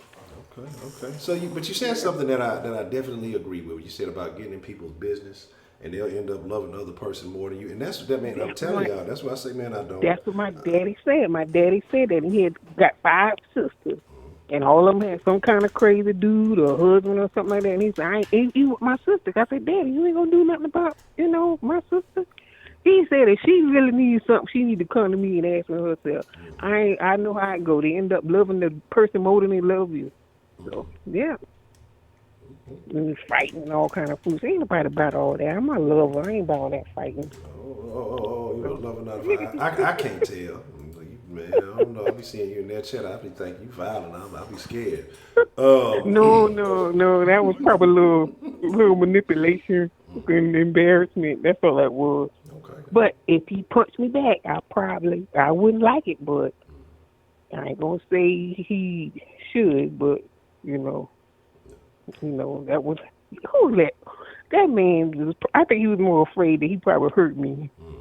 That I fell backwards and thought I was unconscious. No. He was concerned. So when the man was concerned and being loving and trying to check on you, and you attacked him. That guerrilla warfare. You set him up for So when I hit him with that boot heel, look at this old heifer here. So it was all right. And that was a chance. I took a chance doing that. But because that man could have beat my butt, But no, I'm not into domestic violence, and I don't participate in it. And like I said, luckily my father already told him, just like my daddy told my mama, which gun you want. You gonna be fooling up with me, So. All right, well, I'm glad that you haven't had, too many of those experiences and haven't had to deal with that. Do you think that it has to do with the type of man you chose, or do you think there are certain women that are attracted to abusers? Like, what do you think it is? There's some women that want control. And they want a man that can push over. And some women just want to know how far they can go. But I don't chance that with no man, because I'm a delicate flower, I'm a delicate flower. Delicate flower. So, you're talking about keep pounding. Okay. And I don't want my petals. I don't want my petals to fall off or get plucked. So I know good and well I cannot fight no man, and that's not a control thing with me. I just think there's, your roles, certain genders. And there are women who want control, beat the man, push him, and all kind of stuff. I ain't gonna try that, because I think it does something to some men. I've seen that before. I think it does something to a man when women want to take on that male, beat your behind role. The man thinks you're another man and handle you like that, and I don't want that. Yeah. And I ain't want to say you should get beat up, because that's wrong to say, but I can understand if they do. So, yeah. Okay. Well, we just got to stop hitting on each other. We got to stop the violence. We just got to learn to use the words and have conversations and address these issues. But sometimes emotions can get caught up and things can fly off the handle, So, we just got to be more cautious. We got to be more cautious. Okay. You can handle things diplomatically. You don't have to push and beat up on nobody. And then these certain women like to get beat up, but I'm not one of them. So I don't like. Well, you know what I like to get beat up with, but not no fist pounding, nobody beating you up. I'm not. So tell me more. I'm listening. Keep pounding. Keep pounding. Keep pounding. That's it. Okay, Miss Shelley. Anything else you'd like to add, Miss Shelley? That's it. Okay. Well, I appreciate you calling in and sharing your tale of sabotage and violence on that nice gentleman who had no. Yes, nice. I ain't say it was nice. Your ex-husband, he ain't say nice. No, but I dodged a bullet, literally. When I did that. So. I'm glad. Like I said, it didn't go any further than that. So Man, and yeah. And a boot heel. What, would you let a woman hit you with a boot heel? absolutely not. But like I said, that's not funny. But yeah, no man really would put up with that. He just felt grace. Yeah, like, You wouldn't. You know how that was. I will restrain, and we gonna have a conversation while you restrain. Now, because there's been a time or two that I've had to apply a little pressure. I won't sit here and say I ain't never had to. Hey, look, I done had pin, one to the flow and one to a wall one time. And I ain't, just hands are like, put your hands up against the wall, not like cop style, but just say, let you know, look, this is not what we gonna do. This is if we have an issue, we gonna discuss it. We're not gonna play these punching bag games. We're not gonna do all of that because, sometimes it's a show of strength just to maybe a reminder. But I have no intentions of putting my hands on them. But it's just sometimes you just gotta be. Hey, look, you gotta be a little physical. Like, to understand. Look, this ain't what you think it is. This is not. We're not gonna go there. If you mad, I understand you being mad. Let's figure that out and let's work it out. But nah, I'm nobody's Restrained punching to a bag. wall. Restrained to a wall. Yeah. That's good. It's Not, restrained. well, I mean, not not good that kind of restraint. pressure, but I had to look Yeah. at take a step back. Let me, just apply a little bit of pressure, but I'm not gonna hurt you. I'm not gonna, because I don't understand a man who wants to beat on a woman, have it all black eyed, and just going, look, this is supposed to be a woman that you love and care about and take out in public. Why do you want her beat up? Like, I can't comprehend that shit. Don't make sense to me. But some motherfuckers do that. Some people is with that shit. It doesn't make any sense. Okay. Well, that's what I'm saying. It was a little light. He let me bear on that one. Okay. He let me bear on that one. So like I said, I think I scared him when I told him I was, Probably I was did. unconscious. He probably did because he was a one mind frame. He was concerned that you was hurt. Then you done launched a surprise attack on him. He ain't know how to respond to that. You know what I'm saying? He ain't kind of the element of surprise is a motherfucker, man. I'm telling you. Yeah, and like you said earlier, you might have to show the person you can do something and they leave you alone. Yeah. So I guess you say, man, I ain't gonna do that because this lady here, he with a boozy, or something. So yeah, but no, I didn't have that problem, and I don't instigate those type of behaviors to give a man the feeling that he can hit me back, except that incident. But I don't do that. Yeah, nah, you don't want to do that. No. That ain't what's up. That's not what's up. Okay, that's all I want to ask. All right, Miss Shelley. Well, I appreciate you calling. Thank you for sharing that with us. All right, thank you. All right, you have a good evening. I see the line is on fire tonight. What's the motherfucking deal? Who do we have calling into the den this evening? Hello? Yes. Who do we have calling into the den tonight? It's Rashida. You know who this is. No, I don't know who this is. I don't know nothing. Stop all this flex. The people need to know. It ain't about me. I know who it is, but the people need to know. All right, so Miss Rashida. They know who it is. How you doing this evening, Miss Rashida? I'm good. Okay. So, what are your thoughts this evening? How are you feeling about tonight's topic? I can't say that I've ever had a domestic violence relationship. I had incidents, but it was never like a situation to where a man was whooping my ass and I stayed, So. So in the incident that let me make sure I word this properly. So in the incident you said you may have had a situation. So was it someone that you knew? Was it someone that you may have been entertaining a relationship with, and then that kind of happened, and you was like, nah, this ain't it, or what was kind of the scenario? It was a relationship. Okay. That was the end of it. Okay. After that, like, I don't deal with that. We're not. That's what we not. Yeah. Okay.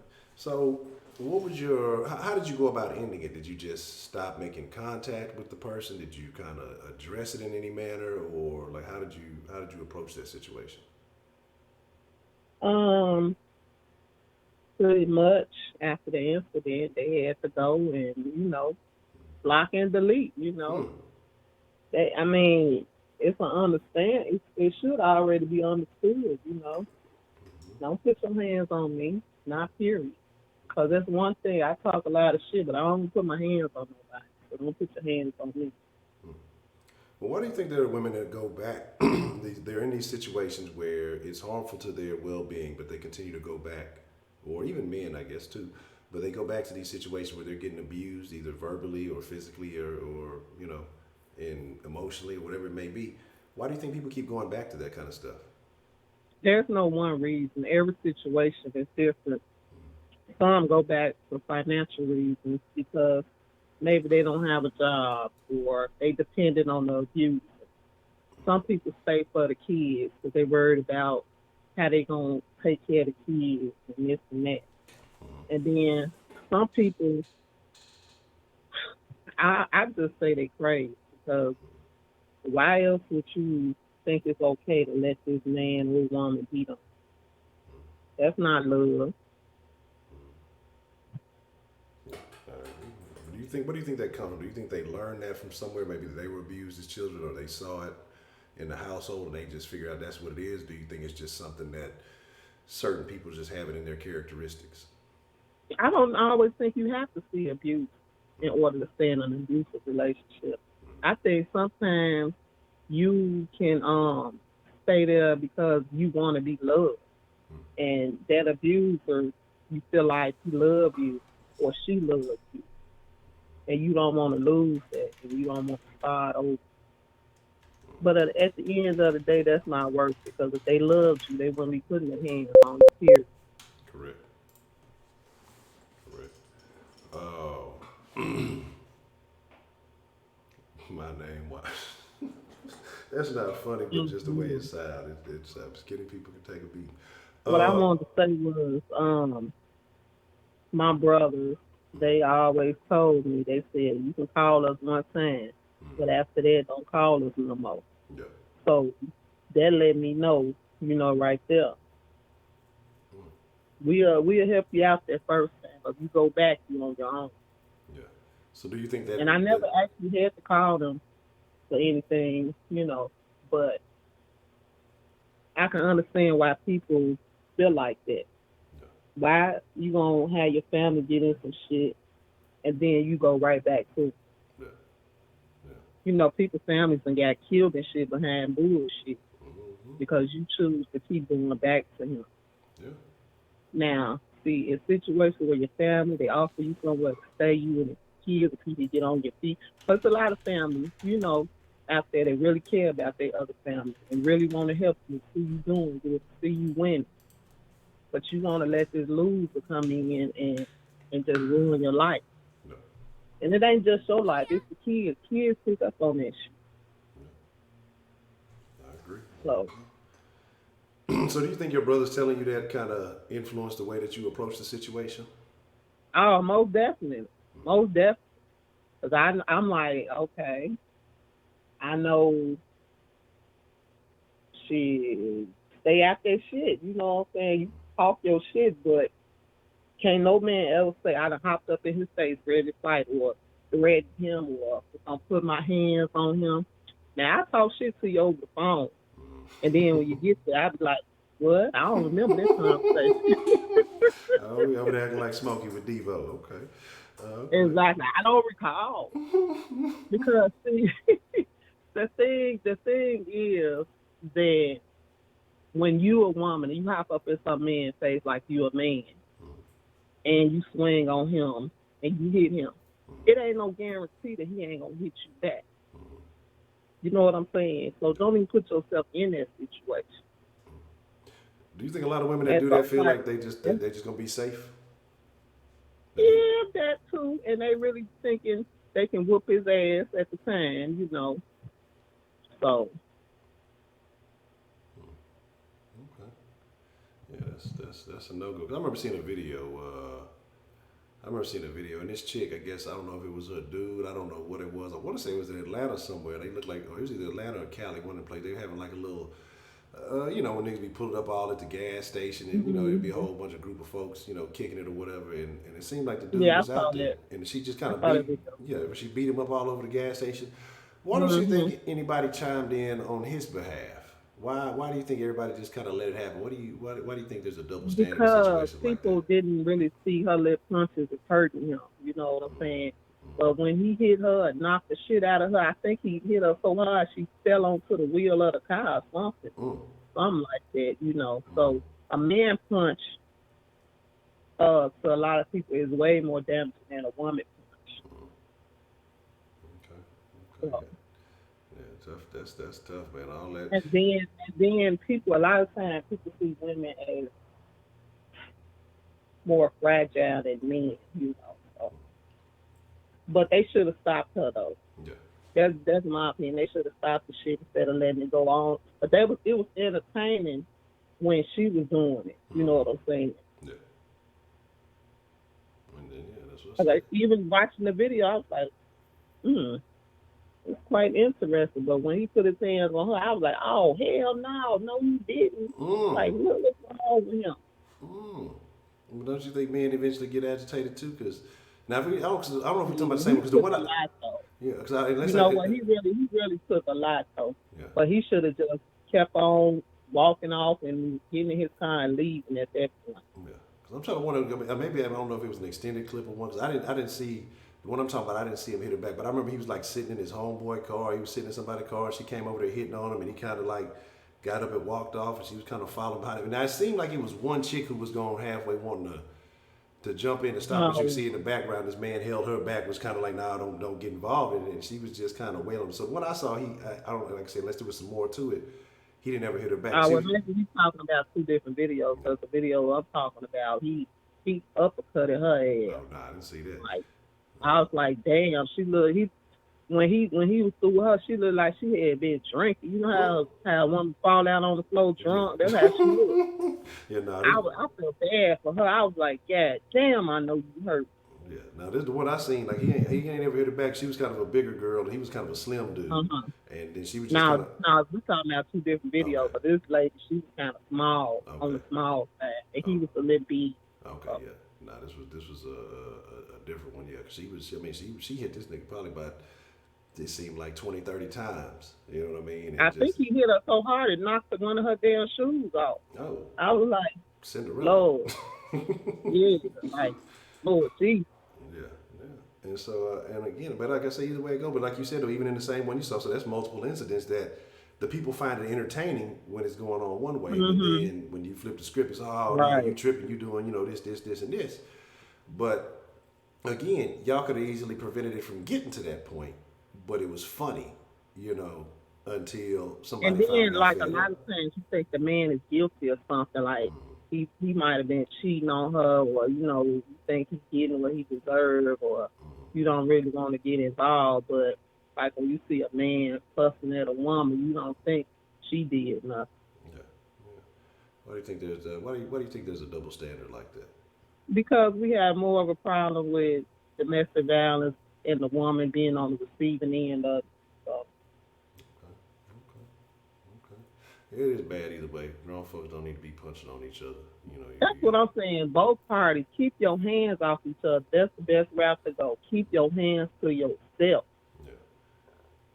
That was the first rule of kindergarten. Keep your hands, feet, and objects to yourself. Like I always thought, it ain't no guarantee that man ain't gonna hit you back. So just don't even go there. That's tough. Yeah, and that's the thing, especially these days, especially when you got somebody. But you know what's crazy?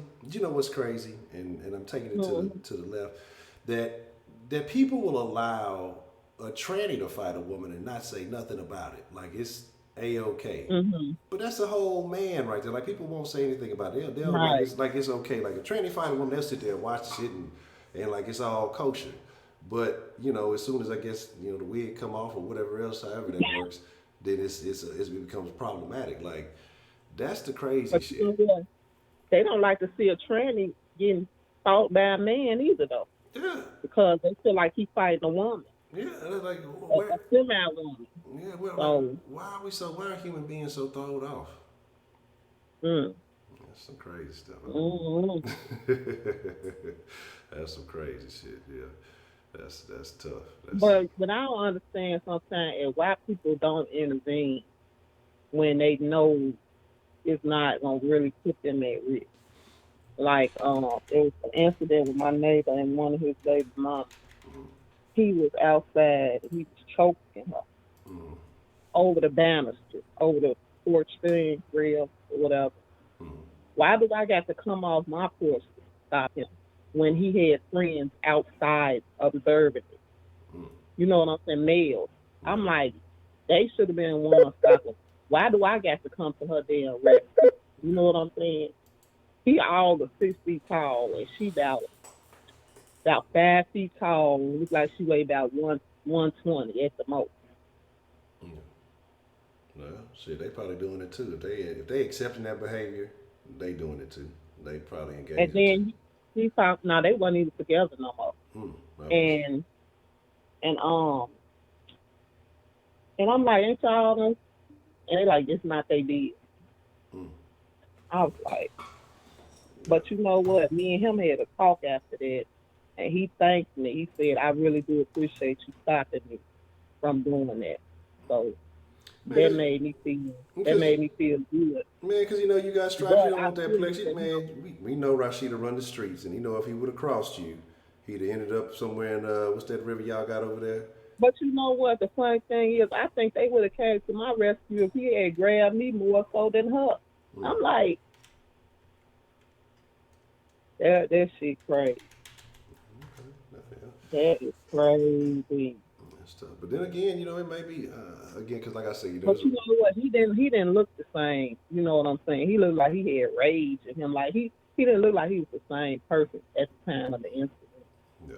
So I'm thinking like when they in the midst of their domestic violence, they don't be the same person.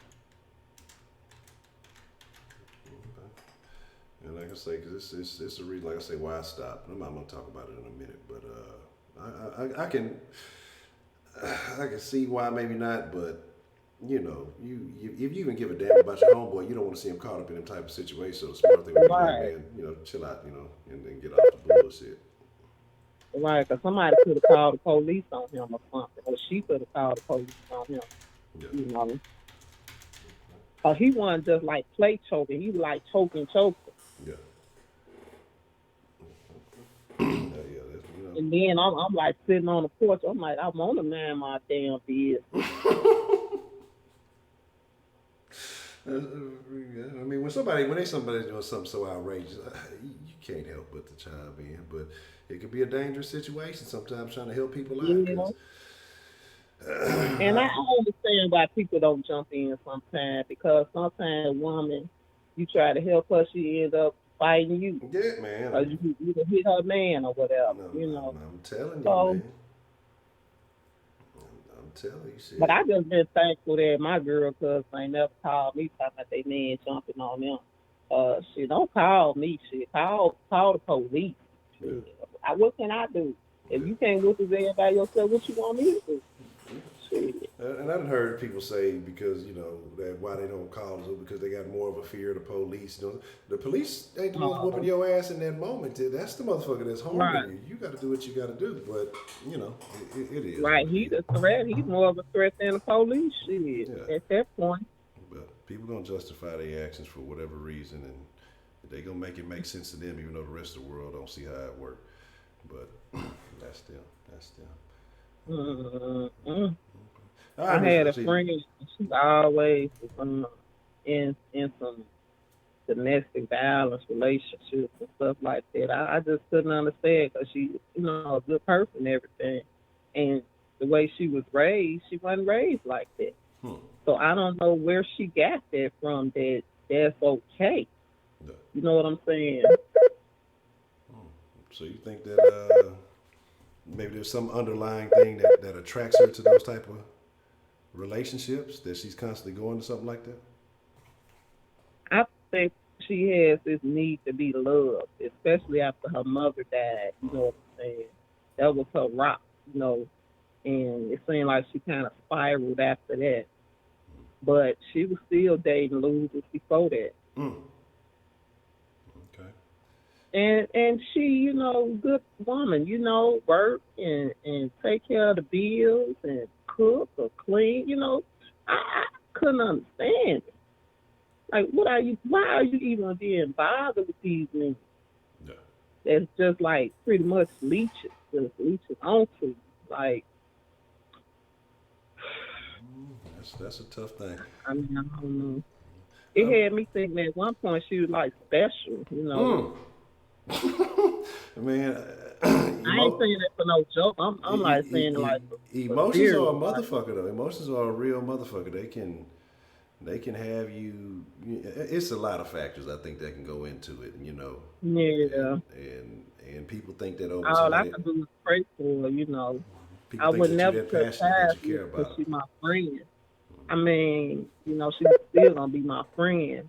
But see, the thing about when people in those kind of relationships, you can't let it become your problem. Yeah. I listen to her. I give her advice. She take it. She don't take it. She's still gonna be my friend. I ain't gonna just cut off, because she's going through something. But at the same time, I'm not gonna internalize her problems. I got enough of my own. I don't have no room for nobody else's problem. I'm not gonna be up at night worried about her and what's going on. No, no, and no. And that's how you can have to kind of handle it, with love, but at the same time, not make it your problem. Yeah. Okay. I don't know. Y'all better not do that shit. Okay. All right, Miss Rashida. Look, I hate because I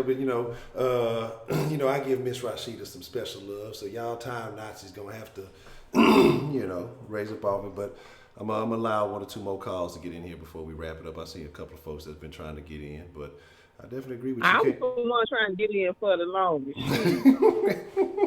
Hey, look, the line been hot tonight. It's been some activity going on tonight. I think this is a subject that is close to folks, and so I think that Yeah, it is, because I think everybody might probably know somebody that's been through some shit. So, and probably some that's still afraid to call and going through some shit now. So, this is true. but I heard you say cut them off, but like when it's your family, that's a hard thing to do right there. Like cut off. Like I don't have a sister, but like if it was my sister telling me to cut my sister off, I don't think I could do that. But like I said, I wouldn't make her problem my problem. Yeah. You know what I'm saying? Yeah. Man, I know what And I'm not gonna be going over there to fight him with her, and then she going right back to him. That's a waste of a fight. If we going over there to whoop his ass, if you get your shit, you coming back, you ain't gonna see him no more. It's a wrap. Yeah. Like my brother told me, call us one time. That's it. So call me one time, and I adopted that policy. You can call me one time. That's it. We gonna rock and roll him, beat his ass with his ass. That's it. But if you go back, don't call me for that shit no more. Yeah. Period. Yeah. Man, I wouldn't People know how to need to. handle that. Sometimes you got to have tough love with your family. Yeah. Absolutely. You absolutely do. Man, and that's the thing. That's what I say. Unfortunately, my sister bad, but she would have been a situation like it wouldn't have been no going back because it would have been nobody to go back to. Like, Right, exactly. go back to what? You gonna go back to a empty house or a gravesite or something? Because I wish a motherfucker would. It'll be a wrap. Right. Then you got to see this motherfucker y'all beat up every time at the holiday function and shit, eating and shit. Hell no. They can't ride. Yeah, it ain't gonna happen. I couldn't live with myself knowing no shit like that. Exactly. Let me stop. I'm over here thinking bad thoughts. Let me stop. But yeah, okay, all right. Well, Miss Rashida, I appreciate your call. I'm gonna get one or two more calls in, but I appreciate your input, and I think I appreciate. Don't be trying to cut me off. I ain't say I was finished. Hey, look now, Miss Rashida. No, I've been waiting an hour on the line. I ain't finished yet. Now look, we done had some folks been waiting trying to get in. Now we got to show love I to don't everybody. care. I don't care. I've been waiting and I'm not finished yet. Where that little nephew? Where that little nephew at? I'm gonna tell him to hang up your phone. Which one? That was my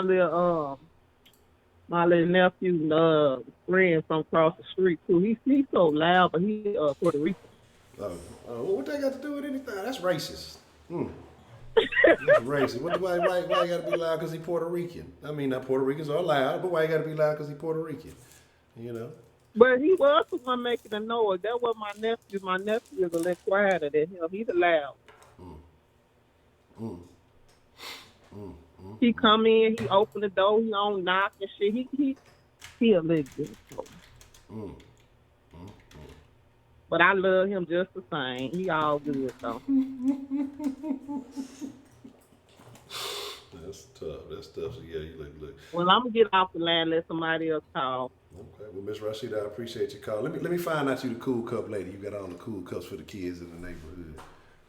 We call them icy cup. See, y'all ain't right in Chicago. Y'all got it all backwards. Mm-hmm. Well, that's what's happening. I appreciate your call, Miss Rashida. Okay. Take care. All right, you too. Have a good evening. Bye bye. All right. You too.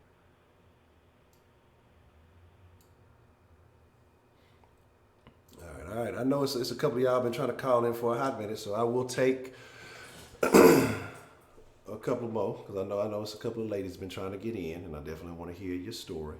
I don't want y'all to think Honcho hates the ladies. I love the ladies. What's the motherfucking deal? Who do we have calling into the den this evening? All right. I know it's a couple of y'all been trying to call in for a hot minute. So hello. Hello. Yes. Who do we have calling in this evening? This is Bad and Bougie. Bad and Bougie. How are you doing this evening, Miss Bad and Bougie? I'm doing good. I'm enjoying the show. Hello to everybody. Okay. This your first time calling in? This is my very first time calling in. I had to call in 16 times. You know, sometimes the line get a little hot. It get like that sometimes. But what are your thoughts on tonight's topic? Well, first, thank you for calling. And what are your thoughts on tonight's topic? Okay, so I had a couple of different thoughts. That's why I called 16 times. Okay. I want to say that I worked as a social worker with abused women for 13 years. And I want to say, don't give up on them. I had a woman that I had to talk to for over a year before she was really ready to leave. And I just feel like we should never give up on our sisters. So if we could just be a lending ear, if we could just listen to what they have to say, even if they're not ready to leave, even if they just need somebody to listen, I feel like we should never give up on them, because sometimes the statistics show that it takes a woman an average of like 9 to 10 times to think about leaving before they'll actually leave. So I would hate for somebody to give up on somebody on the 8th time. Why does it take so long, do you think? I think it's a lot of reasons. Like a lot of them are socioeconomic issues. Like a lot of women feel like, where will I go? How will I be able to take care of my family? A lot of men are still like the primary breadwinners. They don't know what's going to happen. They think, a lot of us women, especially I'll say women of color, we think about, our kids before we think about ourselves. So we think, okay, well, I'm gonna have to move my kids. I don't want to uproot them. I don't want to do this. I don't want to do that. It's my fault. I got in this situation. I blame myself. So I don't want to, interrupt what my kids got going on because I did something wrong. So a lot of times they're going through a lot of mental turmoil, financial, a lot of different reasons. I mean, even women who come from well-to-do families, will struggle with leaving an abusive partner.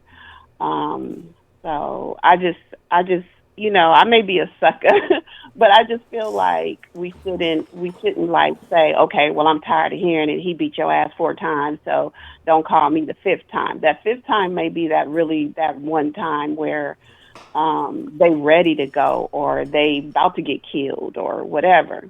On another note, I wanted to say that I feel like I'm raised really old school, and I feel like women today, like if you're lifting your hands to a man, you're tripping.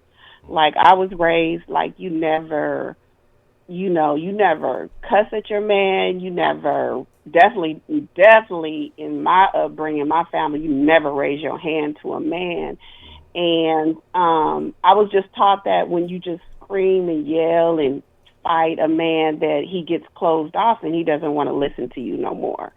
So, you kind of are not getting your point across when you go to that level. They're more likely to listen to you if you're more, not being like adversarial. That's just been my experience. Okay. So have you ever had a situation that was maybe of some form of domestic violence, whether it was emotional, physical, verbal, anything like that?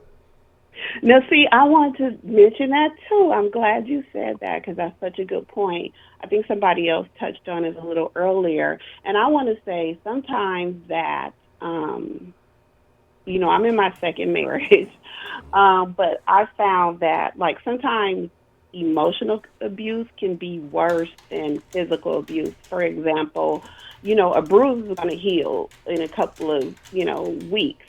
But if somebody is emotionally abusing you, I feel like that lasts a lifetime. That lasts forever. So sometimes we underestimate the amount of, like, just saying, for example, having somebody that has control over you. You can't be with friends. You can't socialize. You can't go nowhere because if you do, he gonna cuss you out when you get home. Even if he don't put his hands on you, you're gonna have to go through drama. So it gets to the point where you just say, well, I just won't go out because I just won't be with my friends because I just don't want him to trip, or I don't want to take this phone call from my sister because I don't want him to yell at me. You know what I'm saying? So I feel sometimes emotional abuse is just as bad or worse than physical abuse.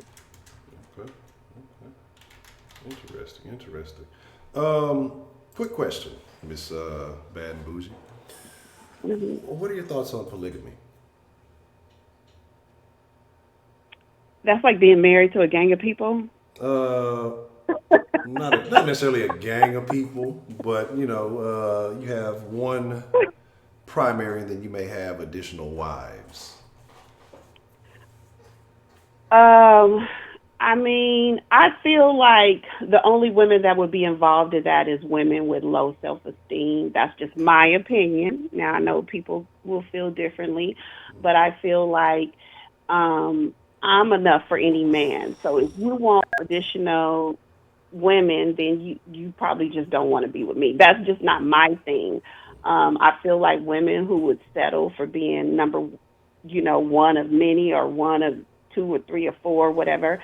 I just feel like for some reason they feel like they can't find. This is just my opinion. I know people may not like it, but I just feel they may feel like they can't find a man to love them and only them, so they settle. I feel like that's settling. I don't feel like anybody grows up saying, I want my Prince Charming to have 4 other bitches. You know what I'm saying? So I just feel like if a woman is settling, that's what she's gonna do, but that's not ideal for any girl. That's not what you grew up thinking. Your Prince Charming is gonna have a gang of other women that he's sleeping with every other night. I know me personally, I would not be able to deal with that. You know what I'm saying? But to each his own. Okay, well, I'll just scratch you off of my list then. I was liking what you were saying earlier. Well, we know who won't be part of my new nation. Now, I'm fucking with you. Okay. But so do you still deal with women as far as social work, or did you venture into something different? Like, No. Actually, now I moved into a totally different field. I did that for 13 years, and now I'm actually into a field that has nothing to do with people. I'm into the real estate field. So I got burnt out, to be honest. I got burnt out of, snatching kids that was being abused from homes and, women that were being abused and stuff. Usually the life expectancy for a social worker is like 5 to 7 years. And so I lasted for 13, and then I was ready to move on because it's very mentally challenging, and the pay is not all that great for what the work you do. And sometimes you work, 15, 16 hours a day. If you take a family, and this is another thing about abuse. I've seen women who their husband is abusing them, and we go to them and say, look, this domestic violence is happening in front of these kids. if you don't, either there's two things are gonna happen. Either we have to take the kids into protective custody, or you have to have this man leave.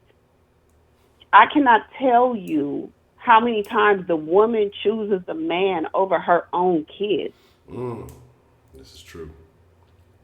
This is true. And that's horrible. That's sad. So yeah, I had to move on. But I enjoy your topics. I don't want to hold you because I don't want nobody else having to call 16 times. That's all good. Well, I appreciate you calling. I think you had an excellent first But call. I love your show. I love everybody in the chat. Everybody's real positive. I love the vibe and everything. Well, what chat are you and in? We can't be looking at the same chat. Joy Chit Chat turned me on to your channel. Shout out to Joy. That's my girl. Okay.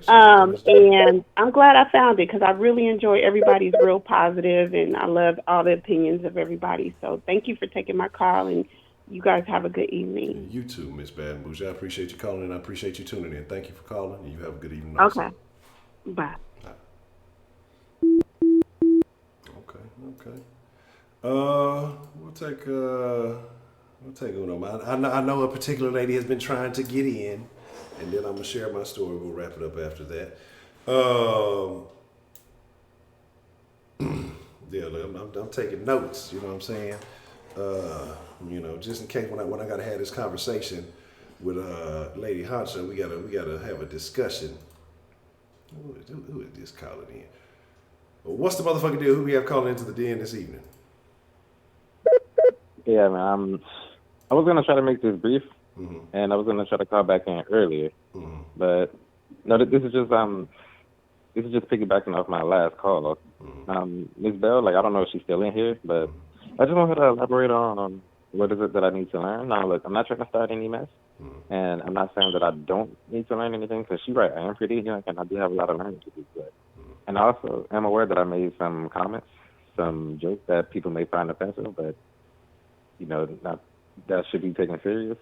But I'm not even sure if she's here right now. So is there anything that you picked up on, what she could have been referring to, Huncho? I'll have to go back and catch the actual conversation itself because I'm gonna be honest with you. I know I jotted some things down in my notes, but I didn't. Yeah, I understand that. I didn't take anything negative necessarily.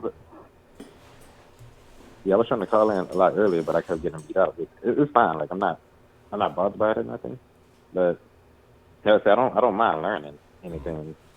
I just want to know what is it that I said that was wrong. I mean, I said that I brought up Terry Crews about how she was going to get punched in the face, and I talked about how I wouldn't allow myself to be in that situation where I'm getting abused, but I don't feel the need to put my hands on a woman. I'm just trying to, and like I said, I did make some jokes. I made some comments about her living room. I made some comments that could be deemed offensive, but here's the deal. Here's the deal, D-Love. Miss Bell, I think she's still in the chat, and maybe she can, directly address, whatever the issues or whatever it was specifically maybe that you said, and maybe y'all can converse about it. So like I say, I'm not sure exactly, and after a lot of these calls, I'm not sure exactly what it was. But at the same time, like I say, it's a learning experience. Don't take it too personal. I think it was just some input, Yeah, I know she was saying that I need to sit down and not. I remember her telling me to until I learned something. I can't remember exactly what she said, but I remember her telling me advising me to hold back on my comments. And yes, what do I need to hold back on? What comments did I make that she would frame me for my opinion on domestic violence? So yeah, that was just it. Okay. I'm not really trying to start in the beef or anything. I just need to know what is it that I need to learn.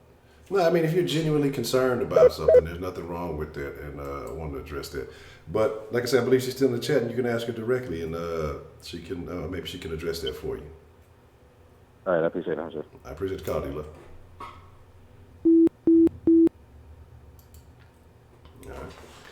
All right. Yeah. Well, first, let me take this. Look, I'll be taking them as they come, and y'all got to get your timing right. What's the motherfucking deal? Who we got calling into the den this evening? Bretto, what's the motherfucking deal, Bretto? What's on your mind? How you feeling about tonight's topic, Bretto?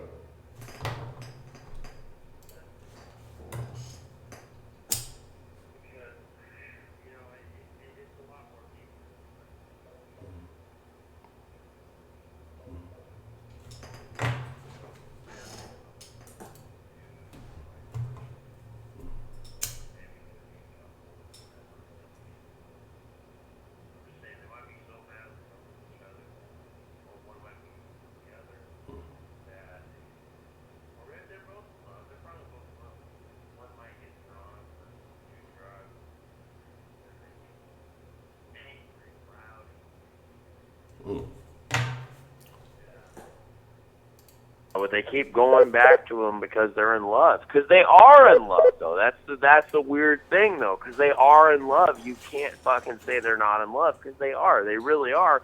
It's just whoever, either the woman or the man, can't, or whoever, the partner, I guess you could say, might not be able to control themselves when they get angry.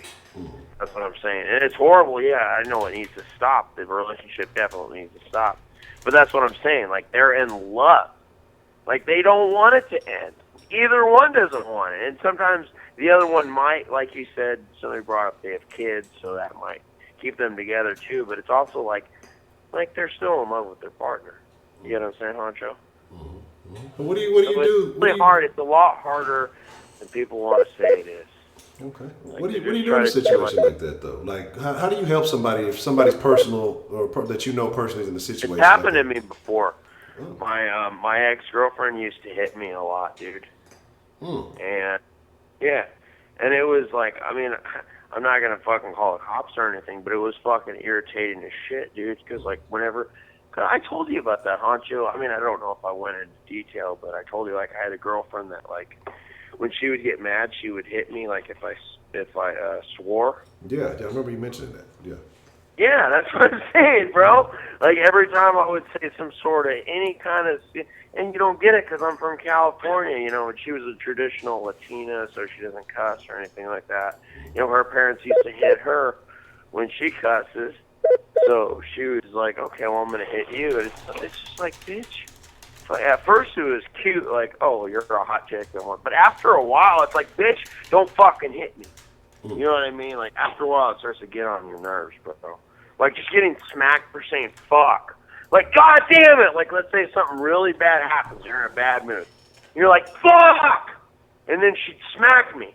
And it's like, bitch, the fuck is your gun? Anyways, but I would just say you're gonna have to end the relationship. That's the only way out, especially if you're getting the shit beaten out of you.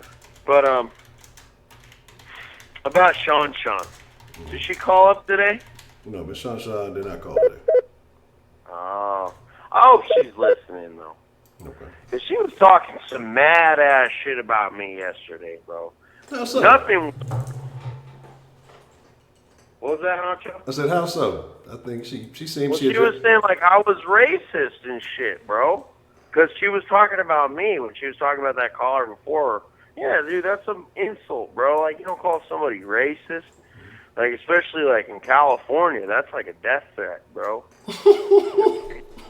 I'm serious. Like, you don't say that, bro. It just ruins somebody's reputation. You don't fuck know with that kind of topic down here, bro. People get killed for saying that. You know? Here's my thing, and I'm gonna say it from a third party. I don't know. Maybe if I felt like she come because she addressed you as brother. I don't think she tried to come across that way. I think she was trying to be more informative, as though maybe you didn't understand some things. I don't necessarily think she was trying to call you a racist. That was my perception because she. Well, I mean, I understand where you're coming from, but I mean, after watching the video, no, she says like, "Oh, this guy's racist because I didn't." All right, here's the thing, bro. Like, the weird thing is I even agreed with her. Like, yeah, they should get reparations if like for civil rights. I just didn't agree on slavery because nobody was alive during. I mean, you can't talk me into that. You know what I mean? But don't say somebody's racist just because, like, because the thing that pissed me off was, like, there's hella people at my work, dude. I work with hella Mexicans and Asians, and we were talking, I don't remember how, but this topic came up about reparations. And they were like, that's some bullshit. I swear to God, like, I had, like, 2 Asian dudes and a fucking Mexican guy that were bitching about how, like, that's some bullshit how they should get them, but they shouldn't. And then they started bitching like they shouldn't even give out reparations. You know what I mean? So it's not like a white thing. It's pretty much like, but I can understand where, like, black people are coming with, like, with reparations. Like, I can't really blame you after thinking about it. Like, if somebody were to tell me, I'm just saying hypothetically, if somebody were to say, like, hey, you know what, we're going to give reparations to white people for political correctness of 2019 in 10 years. You know, I'd be like, all right, I will take the money, give me the money. So that's what I'm saying. Like, I understand where you're coming from, because I'd be like, sure, okay, just give me the money. Because, I mean, who doesn't want free money? You know what I'm saying? But,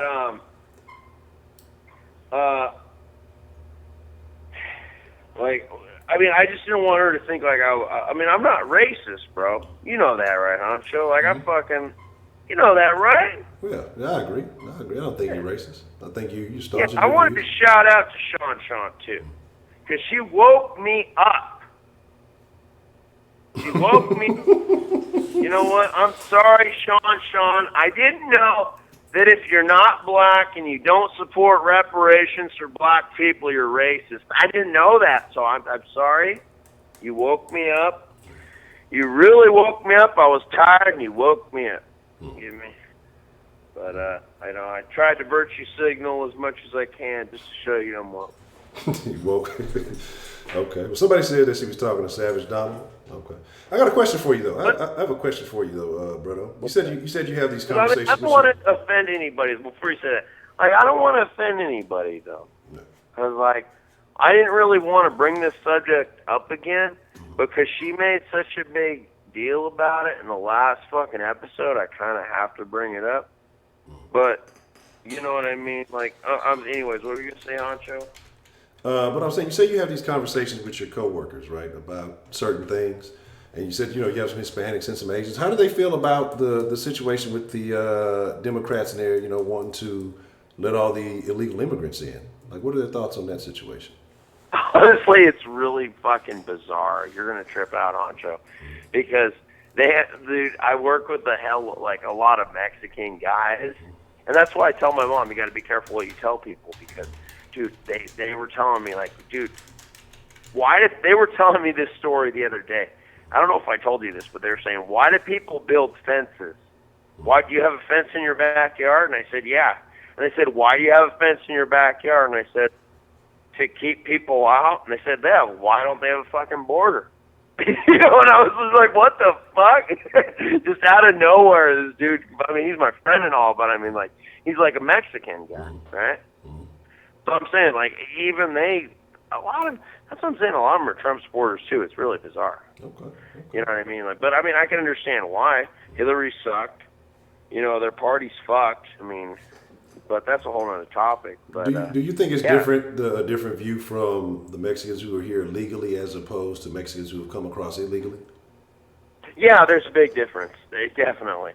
I didn't want to bring it up because I'm still under that fucking Sean put me under that racial privilege fucking thing. So now I'm watching out. Like, I don't want anybody to think I'm racist. So I didn't want to bring this up. But yeah, there is a big difference between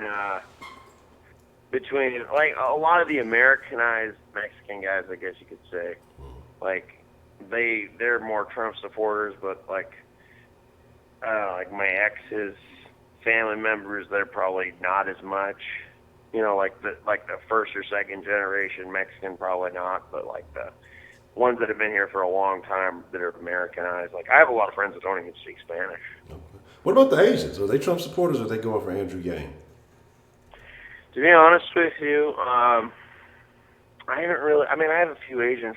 I wouldn't say friends, but coworkers. But I mean, I would say friends. I mean, they're nice guys, but I mean, more like a coworker, not somebody to hang out with outside of work. But I haven't really gotten into political discussions with them, to be honest with you. But I'd hope I mean, as much as I think that guy's the better candidate, I'd hope nobody would just say like, well, I'm going to vote for this fucking person because they're just like me. Like they're Asian, so I'm going to vote for him. Or I'm going to vote for this guy. I'm going to be honest with you, Brett. Man, you got to be careful getting into political conversations with some of our Asian brethren. They all know martial arts. And this may be stereotypical of me to say. And, if it gets too intense, I don't know if I don't know if you've trained or anything, but you got to be careful, So watch out for the head kicks. They're all Bruce Lee. Hopefully Sean has a big mouth. So I can kind of open it up. Anyways. I was going to say, but you know what about Sean? The only reason I'm talking shit is because she was attacking me for a while. I shouldn't be going after this topic, but I mean, I kind of got to though, bro, because she was saying like hella times I was racist and all this, because she was talking about me. She was talking about the caller before her. So I was just like, no, I got to answer everything she was trying to say, right? And first of all, everyone in the den knows I'm not racist. Everybody in the den, Honcho, right? Yes. Everybody knows it. Fuck yeah, bro. Bretto ain't no goddamn racist. Let's get a quick poll. Why the fuck would I be calling the den? Let's get a quick poll. If you think Bretto is racist, put a 1. If you think Bretto's not racist, put a 0. I want to know what y'all's thoughts are. We'll get a quick poll on that. But carry on. Go ahead, Bretto. Yeah. Yeah, I know. I feel you. I mean, hold on. What was I going to tell you about that? Hold on. I just talked about I talked about all that. I just want to scratch this shit off so I don't repeat myself, Honcho. Sorry for taking so long. Okay. I actually talk about all this shit right this page. Tear this shit up. Okay. Now, she said that I was saying that black people should take a litmus test or some shit like that. What was she saying? That you're saying that by taking the financial course is equivalent of a litmus test. I get what she's saying, a litmus test. I'm sorry, I can't pronounce it right. But I get basically what I was trying to say is that I think, basically all I was trying to say is I think they should take an accounting class and a class about debt and business so that they don't lose their money if we're going to give them reparations, or else it's just a waste of money. That's what I was trying to fucking say, and I wasn't trying to say that because, black people don't know how to handle money. It's not just black people, it's everybody. White people, Asians, Mexicans, a lot of people don't know how to handle money because they don't teach it in fucking schools. That's why, right? That's why I fucking brought that shit up. Like, they should teach that. If we're gonna give you fucking $50,000, you better fucking blow it or you're fucking retard. You could become a millionaire or a billionaire off this. You just want to be a piece of shit and spend it on bullshit. You get what I'm saying? I'm sorry, I'm ranting. Anyway, Tantra, you know what I'm saying, right? Mm-hmm. Well, I got you. I get where you're coming from. Okay. All right. Now, another thing she said is, I don't want to just throw money at them. It's just pointless. That's stupid. What? That's not going to accomplish anything. And I know you said, Honcho, if we just give them money, and you made kind of a good argument, but I disagree. You said, if we just give them money, then they can't complain that we didn't give them reparations. Now, I get what you're saying, but here's the thing, Honcho.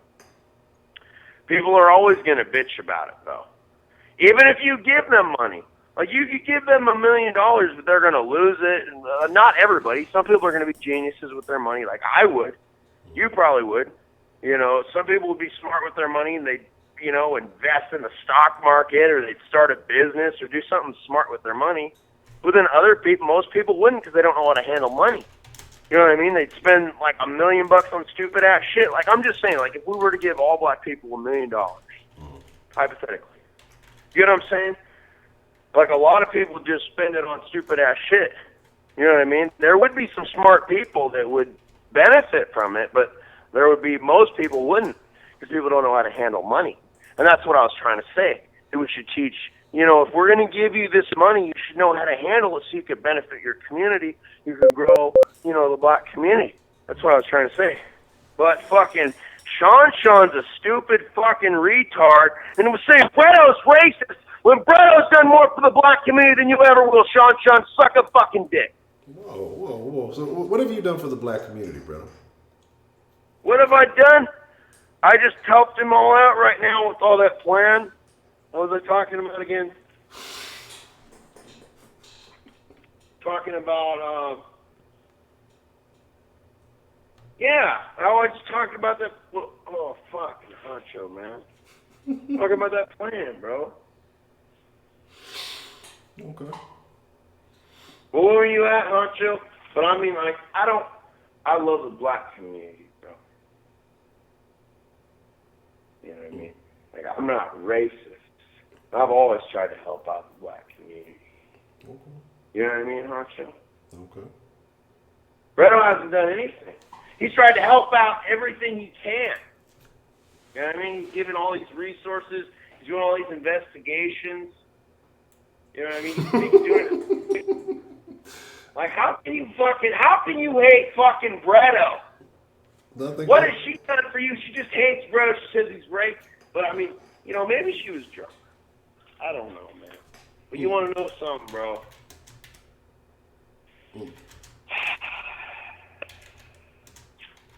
There's some, I mean, there's a lot of shit. Okay. You know what, Honcho? But, okay, here's another thing. We're talking about reparations. Mm-hmm. Well, what about, like,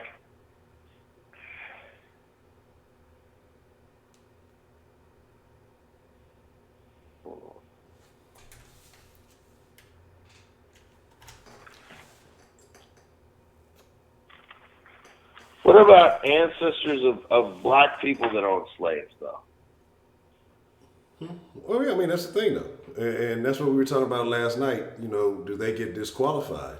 Because if you trace your lineage all the way back, and what if you were related to a black person that owned slaves? Do you get reparations for that? I don't know. I mean, wasn't Kamala Harris's family, like, I mean, I don't know if it's true, but that's what I heard. Like, I wouldn't doubt it, though, that her family was, like, slave traders. Yeah, I believe it. Yeah, that's what I heard, too. Right. And, you know, Honcho,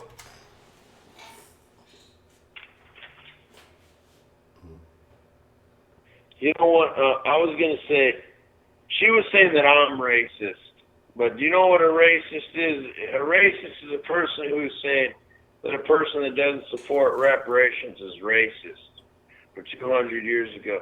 Because, I mean, you know what?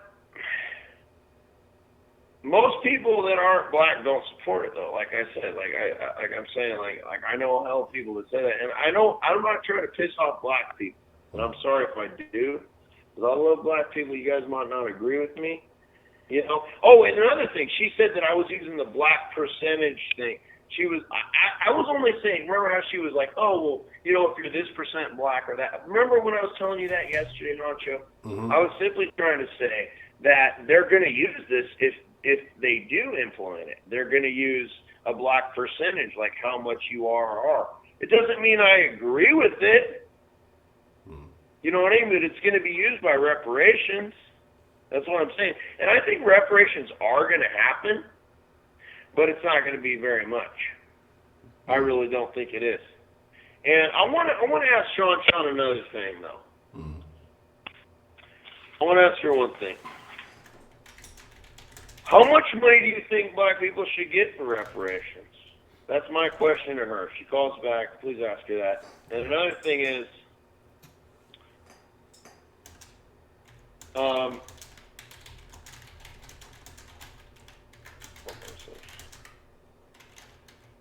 okay, you said that if we're going to give reparations to black people, that they won't bitch about slavery. Did I talk about that yet? Yeah, I think you mentioned that a little bit earlier. Oh, yeah, because, I mean, people are always going to do it, you know what I mean? Even if we were to give them $1 million, there's always going to be an excuse, you know, to... I'm not saying it's right, slavery's right, but I'm saying, like, it's kind of an escape to say, like, if... You know what I mean, Honcho, though? Mm-hmm. Well, I got you. Now, like, it's an escape to say, like, oh, well, you know, the reason I'm not successful is because my ancestors were slave, or the reason I'm not rich is because I'm black. and I don't mean to offend anybody, but I have to be non-politically correct in saying this. Like, it's an escape to say it's because I was a slave. Like, that's not going to hold you back. If that was the truth, we would never have a black president. Like, you can't pull that shit anymore.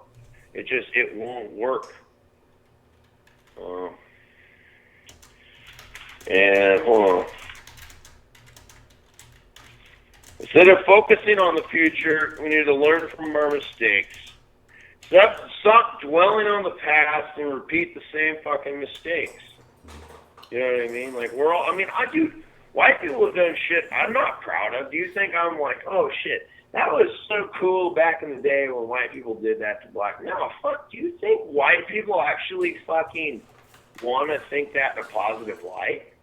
No, they don't. It's disgusting to both people, man. But it's not like I personally. That's like saying, okay, well, hey, Honcho, your fucking great grandfather raped my niece back in 1724, so I should fucking be able to sue you because she was. I mean, it's the same kind of thing because you weren't personally affected by it. I mean, you can argue whatever you want. I get what you're saying. But in terms of you personally be affected by it, no, that's no different than me saying like, well, you murdered my uncle in, the year, 1747. So my great uncle. So therefore, you should give me money for that murder. It's the same thing. Or whatever. Maybe your great uncle kidnapped my great niece and held her as a sex slave. Should your family give me money? Do you get what I'm saying? I mean, I don't know what kind of drunk, but I'm trying to make sense out of that. It's like I didn't personally persecute you. You can't hold me responsible for somebody that I never met, never wanted to meet, and although I'm related to them, I would never want to fucking meet those motherfuckers. You know what I'm saying? But here's the deal, man, Brito, and I get you, man, and I hate to do this because I feel you, but I'm gonna get ready to wind it up shortly. But I got two ladies I know that want to call in and speak on the domestic violence situation before we wrap up. Oh, I'm sorry, Honcho. Yeah, but I got you. Man, I'm sorry. I had so many notes, man. I was like, I want to talk about this and this and this, and I was like, I don't fucking know what I want to talk about anymore. But fucking, you know what, Miss Sean, I'm not racist. I just want to tell you that right now. How can I be racist if my favorite friends are fucking Honcho and Professor Trill and Prepaid Mike and Roman? How can I be racist? And she's an old lady, right? Yeah, she's an older lady, yes. Okay. Okay. What? Oh, she's an old lady. I see. I don't believe she's Hispanic though. Oh, I see. Okay. Well, I'm not racist because I want to bust in that in Shannon Jones's mouth, bro. How can that be racist, bro? I'm not racist. Peace out, Honcho. I love you guys. Everybody in the den, you all know I'm not racist. I fucking love you, bro. Everyone. Hey, you know what? That one chick, I'm gonna make her one of the first guests on my show. That fucking bitch that was bitching at me, Sean, you want to be a guest on the Bredo Show? I'll make you famous, bitch. You gotta hit me up though. Hit up the Bredo. What's up? Oh yeah, hit me up, dude. Peace out. Okay, Bredo, appreciate the call. Appreciate the call, man. Oh man. 335. You know what it is now. Before the streams even go live, they are demonetized. Like that's what happens now. They are demonetized. Like I can set them up a couple of hours in advance, and I already have the demonetization before the streams go. They already know at this point that it's gonna be bad. What's the motherfucking deal? Who do we have called into the den this evening? I'm not even gonna say rise up, Jesus. I ain't even gonna say it, 'cause that dude there, Lord, peace be with him, Jesus. Anyway, I don't think he's racist. He just, people in California, like you, I got a lot of family out there, and my family's mixed with everything. That's just the way they talk, they just talk like that, and they have their opinions on black folks, they have their opinions on white folks too. I mean, that's just, the only place you're going to find a lot of racists is that motherfucking town that burnt down. The one that was had the most races in it. I'll share the story with you. But anyway, the whole goddamn town burned down. That was the only racist town in California. But anyway, I want to tell Miss what's her, Shannon, is that her name? Mm-hmm. I understand she loves her people and her friends and things. But see, what's going to happen is she keep getting in the middle of it. She got the kids at her house. She let the lady come to her house. It's a dangerous situation. Damn all that, she can't sleep, and it might make her nerves bad. No, she's going to end up getting her ass killed. That's what's going to happen, because usually they turn on the person that's trying to help you the most. Usually. That's how it happens. So you can't really, like, keep on doing it. You can help somebody out so much, you know, as much as you want, you know, because my sister was like that, you know. Her baby dad, her first two kids' dad, you know, he'd fight her. I'd go over there, I'd fight him. You know, we were young, and he hit me in my eye, and I had a black eye, and I was like, fuck that. Because, see, I didn't fight me and myself. I didn't have nobody to fight me. So after that, I was like, forget it. I'm not helping your ass no more. And that was my sister. So sometimes you can let family roll on, you know, because they're not going to do anything. They're not going to leave. So you going to keep going to jail? Like, I went to jail and everything. I caught a case and everything. It wasn't even worth all that. And she was still back with him before the case was even over. Oh, hell no. No. No. Yeah, but see, like me, they know not to call me and say, like now, after that, they know not to call me and say, somebody hit him. Because, you know, I got a husband, and like, you just not going to keep being with that person. He can't come to Thanksgiving. He can't come, like, I can't see him. I can't come to your house and see him because something going to happen. So I just don't even get involved no more with that, because I don't even deal with that. My mom got abused for, you know, my whole little life, years. So I always said that I wasn't going to be abused, but I did go through I had one relationship where I had mental abuse. And my self-esteem was low at the time. My mother was dying of cancer, and it was just a lot going on. So he would just talk shit. Just, you got 3 kids, ain't nobody going to want your ass. And, you know, just mental shit. Yeah. And then one day he decided to slap me. Now, when he slapped me, I seen them little stars, you know, them little white dots that be in your eyes. Like, sometimes, like, I don't know, you might not know, like, I seen them little stars, right? Yeah. So I was like, oh, shit. So I sat down, I went and got my purse, and got my little cigarette out, lit it. I said, I'm going to tell you what, by the time the cigarette was out, you better be out my face, I swear to God. And the whole time I'm thinking about my kids, right? So he's standing there, he walking around talking shit. Bitch, you ain't gonna do shit. You ain't gonna do shit. Okay, well, I'm just steady smoking my little cigarettes, getting lower, shorter and shorter. And I looked at him, and I let that cigarette out. Next thing I know, he was running out that goddamn door, out of the shoes and everything. Like, I'm not gonna take that. And I hear the excuses, like some women say why some women stay, but they didn't say one, Honcho. Some women might get mad, but they didn't name one. That dick. When that sex is good, when he fuck your ass good, he might beat your ass up and then fuck your ass good and your ass stay. Now, I know that for a fact because I got friends that stay for that reason. Now, the other reasons are true, financial. I want to be around the kids, and the kids, I can't take care of my kids, but it be that dick, too. That's what make them stay. That's what make them stay, too. You can't leave that factor out because that's a big factor in that. That's a great big factor in that. And look, oh, yeah. One thing Shannon said about the couple she talking about with the man with the stage 4 cancer, he still beating her ass. Really? Had his fucking medicine. That motherfucker be 2 seconds for being in the upper room before he get a damn pill if he beat my ass. He has stage 4 cancer. Get the hell out of here. You sick and you beat my ass. Oh, really? Oh, okay. All right. We're going to get that insurance money in a couple months because your ass ain't getting no meds. I'm saying. Like, and she need to talk to Shannon mama. Shannon mama the gangster, so she needs to introduce her to her mama so she can tell her how to handle that situation. Yeah, because she been cut somebody up and... Well, hey, she been all kicked off her head. I mean, you got this man that's been sick and he whoop your ass. Oh, yeah, okay. But I'm not down with who go through it because it is a lot of go through it. And I knew 2 women that died from it. You know, I mean, men ended up killing them. You know, it was a girl I worked with. And the company was out of Kosciuszko, Mississippi. It was a construction company. She would come, you know, and they had to come out to Atlanta to work. And, we became good friends. And she ran and got her kids. One day I told her she stay in my basement and this and that. I said, you can't call him. You can't tell him where I stay. I found out that she was talking to him and gave him the address. Oh, you got to go. You got to go because I got kids in here. But guess what? She died a week later. He shot her 6 times.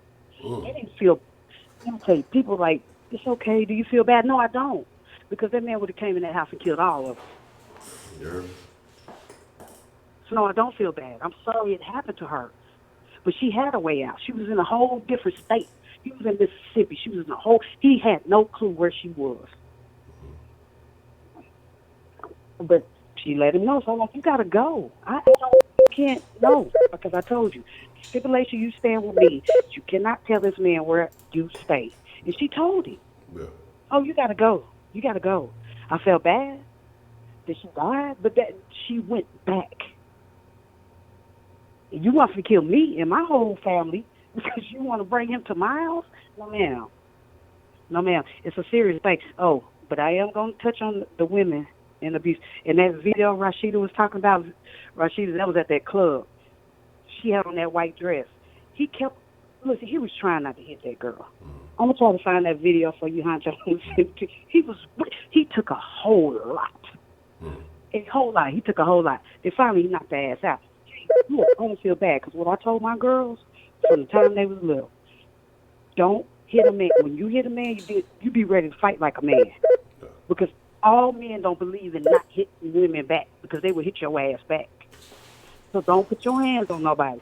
I mean, somebody like you were saying how you was turning some women. Like my brother told me to ask him if a woman ever hit him or whatever. He's like, no, I'll just hold them real tight where they can't move until they calm down. Yeah. That's the same kind of man he was. But you can't. It's the same way. Don't put your hands on them because you can't whoop their ass. And them videos that be on Facebook when them girls be whooping their man ass. Like I just seen one the other day because he was cheating. She was whooping his ass. He didn't want to hit her back because he could have knocked that bitch out. He didn't want to. He didn't want to hit her back because he could have beat her ass. And men like that are getting taken advantage of. They are. And they should pick up the phone and call 911. And I don't want to look like a punk. Man, call 911 on that bitch. Call 911 on you if you hit her ass. If not, you're going to catch a case. Your case going to be way worse than hers. Her case going to get thrown out. Unless she cut you, unless she stab you or shoot you, her case going to get thrown out. Your case won't. You're going to have that 3 strikes on your ass. You hit her 3 times. She called the police 3 times. Yeah, that's true. Because it's a situation I'm going to share a story about in just a second that has definitely related to that. I mean, it's true. I mean, for real. Like, it is a double standard when it comes to that. And I can't hardly even look at those videos sometimes. Sometimes I just look. And there's more videos out there, but there's only a few I've seen. I can't look at them fighting videos. It's asinine to me. But it's like getting more and more out of hand because, first of all, they know that the woman is recording. Somebody's recording on the phone. So when you knock her ass out, guess what? Your ass is locked up. It is. So she's going to keep on with your ass until you do something. Don't put your hands on nobody. Like, don't do it. I personally don't take that. Because, my elevator don't go to the top with that. Shit like that. I'm a little off on shit like that. I might kill you. I'm not going to try to fight you. I'm just going to shoot you. I can't beat you up. So I don't put my hands on people. I don't put my hands on men. I don't do it. Now, my mouth is slick, and I'm sure some wanted to, because my mouth is real slick. But I'm not going to touch you, because I don't want you touching me, because it's not going to end well. I see my mama get her ass kicked for years. Her ass kicked for years. I wasn't going to go through that. She even let him whoop on us. And I was like, Mama, why you? And he wasn't even our dad, But before she passed, she asked for my forgiveness, and I forgave her. So, but it's just a point. Like back then, they just didn't report shit. And they let the man do whatever. Like I got scars all over my body from this man kicking my ass too. So it goes deeper sometimes than the woman being abused. It's the kids too. But you got to realize my mama didn't have no boys because I'm pretty sure when that boy got a certain age, she wasn't gonna let that happen. Like I didn't let that happen after a certain age. It took me a little longer than maybe a boy would have. But the woman don't just be in domestic violence, be the kids too. But one thing it did not teach me, it did not teach me that's the way it's supposed to be. It just made me more angry. Okay. So you say, leave the toxic people alone and just try to get away from those kind of situations, or how do you handle, somebody who's going through that now after having that experience with the other chick? Do you just automatically stay out of it? Do you give somebody an opportunity? How do you handle the situation now? Well, see, I understand what the lady was saying. That was a social worker. That's fine. But we talking about a different day and age. Like people don't care no more. Like they'll kill you quick now. Like they will kill your ass quick. Like okay, if it's your relatives and they call you for help and this and that, okay, maybe you're gonna handle that a little different. But now it depends on how crazy this motherfucker is. If I know he crazy, you know he crazy. I'm not gonna put mine in danger because people now don't give a fuck about life. They don't care about kids' life, your life. They don't give a fuck about life. So it's a little different than it was back in the day. Like you can hide that woman out for a while. She go back, you hide her out again. It's not like that now. When this nigga want her, he gonna come get her and he gonna kill everything in sight. So you just can't trust it anymore. And that's what I got to say on it. And I don't care because it's different from 1970, 80, 90. It's different. These days, they on all kind of drugs. They popping pills, mollies, smoking some type of shit that's on the internet, mixing shit up under their counter, taking it. You just can't trust people now. I mean, they will kill you quick. So, no, I'm not. Now, my husband, sometimes, I'm going to tell you what happened. Quick story, and I'm done. We standing out on the porch, and we talking, and this guy and this girl, they didn't see us because our porch light was off. He gets out the car. He's beating the shit out of her. My husband holler, "Hey, stop hitting that woman." He coming down the steps. I'm like, "Oh, my God, don't do it." But he wouldn't be able to stand there and see somebody get their ass kicked. Like, no woman. He would not. And I be telling him now, like, please. But he cannot do it. He can't do it. He's not going to just stand there and watch a woman get her ass beat. He's not going to do it. And that's kind of dangerous because he has a gun and maybe they have a gun. He's licensed to carry, and they probably won't be. But still, he going to get a charge because that wasn't none of his business. Yeah. They're not going to say it's self-defense if he's walking up to a fight. You see what I mean? Yeah. And then 9 times out of 10, that woman she gonna alter that story to make it look like, whoever was beating on it, depending. And then she gonna exactly. Then she'll turn on my husband, because she know nothing about him, and she'll take her for that man. This is all fucked up. The whole family is fucked up, and she don't give a fuck. They went to bed. Yeah. So it's just different. I'm gonna put it like that. It's different now than way back when you could keep taking a woman in for domestic violence, but now people just don't have no regards for life. So you can't really jump into stuff.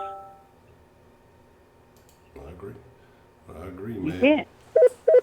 That's where you gotta fall back, and that's what, man.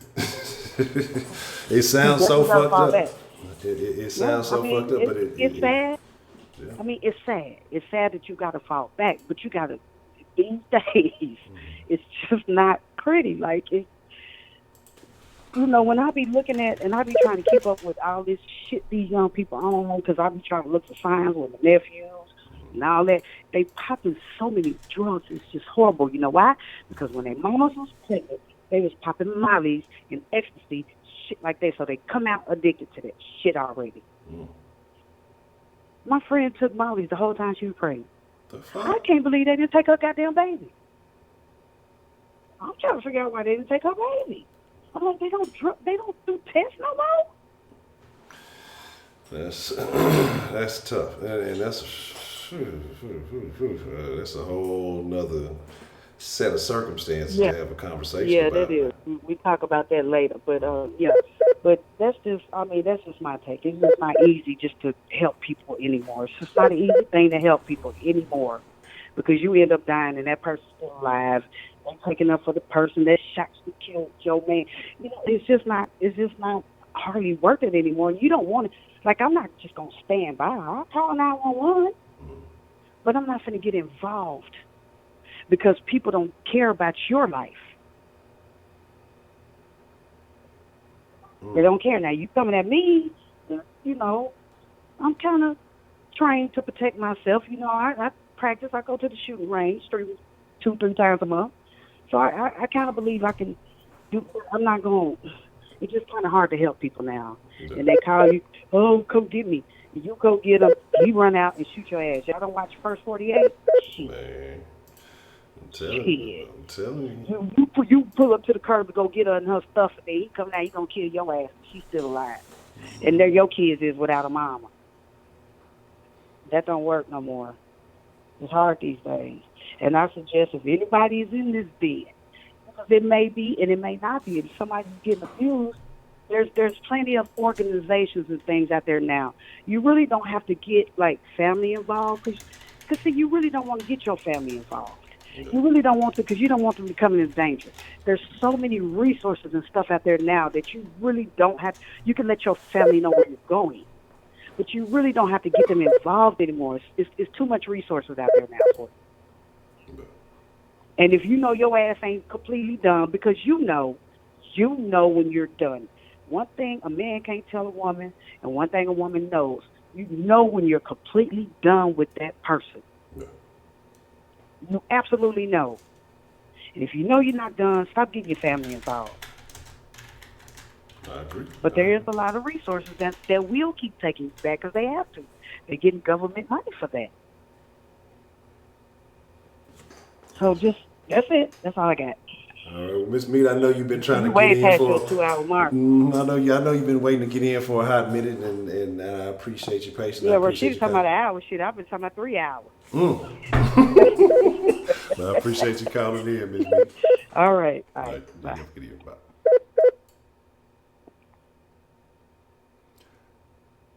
What's the motherfucking deal? Who we got calling into the den this evening? Oh, I got through. Yes, ma'am. Yes, ma'am. How you feeling this evening? I'm doing good. This is Lady Tia. I'm going to try to be brief, but I seen the topic and I got a little experience with it, and I actually almost lost my life behind it, but I was very young. I was in a domestic relationship, but don't get me wrong, I fought him back, but the last straw was when he blacked my eye. Now, he blacked my eye, I left, and he started looking for me. He started stalking me. He was reaching out to family members trying to find out where I was. And so I moved with my sister way across town. And unfortunately, one of my cousins was on drugs at the time. And he seen her, asked about me. She knew where I was. And she told him. And he came to the house. I was very surprised because I hadn't seen him in a good while. So I actually felt like I was safe. He came, he tried to beg me back once again. I told him no, I didn't want to be with him anymore. I was done. I turned around to leave to go back in the house. I don't know what happened, but all I know is I felt a knock on my head and blood was everywhere. He hit me upside the head with a brick. I was rushed to the hospital. I had to get 15 stitches in my head. And now to this day, I have epilepsy. I have seizures. Yeah. So it was a very, very troubling time for me. I was really young, and to answer the question of how to properly deal with domestic violence, I think for every woman or man, you just have to look at the signs. The signs of being aggressive, controlling, jealous. He thought that everybody wanted me, that he couldn't believe that I would want to be with him. He also had mommy issues. His mom hated his dad, and since she hated his dad, he looked just like his dad. She used to lock him up in the closet. She used to do some very nasty things to him. And that was a red flag that I didn't pay attention to in the relationship until I started to see when she came around. She cussed him out. She was very nasty to her son. And I just never seen that type of activity from my mom. But I really think his issue was he had issues with his mom. And I think that's why he was so aggressive. Yeah, that's crazy. That's that's unfortunate to hear, but I mean, I guess the good part is that you're alive to tell the story. But I don't comprehend that. I guess well, you said it because him being insecure, thinking everybody wanted, couldn't believe that he had you, and then I guess to having to deal with the fact that he was losing you, that you wasn't gonna come back, and I guess he didn't know how to react. Or was he carrying a brick? Was it a brick that was just somewhere in the vicinity? Or I have no, I have no idea. I had turned around. I turned around. I didn't even realize I was hit, and I didn't even know the severity until my cousin opened up the door, and she was like, "Tia, you bleeding?" And I was like, "What?" And it just started pouring down my face. He had done ran off. Now I got my whole family looking for this guy, and he never even went to jail behind it. He never went to jail behind it. And the epilepsy, the seizures didn't start till like 5 years later until we couldn't understand why I was having seizures. I went and got an MRI, and you can actually see on my skull where I was hit, the fracture there. So it didn't even affect me until like 5 years later. And now I'm a mother of four, and I had to teach my children about epilepsy.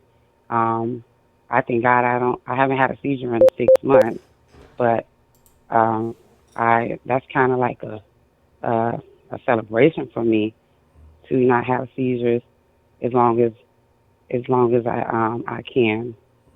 But it's unfortunate that I have to still suffer from what he did to me because he couldn't handle his emotions, and he didn't want me to be if I wasn't with him, he didn't want me to be with nobody else. That's how I feel. And the fact that he's walking around today, it really pisses me off. But he don't have no repercussions. I'm living with this for the rest of my life. And so I would say to any man or woman, because men can get abused by women as well, is just pay attention to those things. Find out what his history is like. Find out his relationship with his parents. Find out about his ex. I started finding out that he was abusive to his children's mom before me. And I was young, but I didn't realize that he had a whole closet with his kid's mom, all her clothes and stuff. And I was like, why is her stuff here? Why is it still here? So he still had an attachment to her, even though she didn't want him, but I couldn't understand why until after everything came back. He was he had some issues. He had some issues, and I really think his issues dealt from his mom. So I do understand that not all men have the same issues when it comes to being violent towards women, but his particular case, I think it dwelt around the hate that his mom had for him. That I don't think he would have ever respected another woman, regardless if it was me or the next woman, because he don't know how to love a woman because he wasn't loved by the woman who's supposed to love him first. and that's definitely gonna have a carryover. And I do agree with the last caller. Ladies, don't put your hands on these men, even back then, but even today. If you hit them, they gonna hit you back, and you gonna get the short end of the stick most of the time. So no, I have three boys, and I tell my boys to defend themselves, but I also tell them, you walk away from the situation. And you got some women, because my son went through the same thing. He's 20. He have a daughter from his ex-girl, and she was provoking him to hit her. These how this generation is now. She was provoking my son to, yeah, come on, what's up, and what you gonna do, what you gonna do. And I was like, son, in those type of situations, you gotta walk away. And he was like, Ma, I walked out the door. It was raining. She came out the door. It was raining. I couldn't go anywhere, so I'm stuck there with her. And she's all in my face telling me to hit her, what you want to do, let's fight, like she's some dude. She swung at him. She hit him in his face. What is a young man supposed to do? I mean, I know it's our generation was taught to grab her, hold her down. I mean, even give her, you can even slam her, but don't hit her, don't punch her.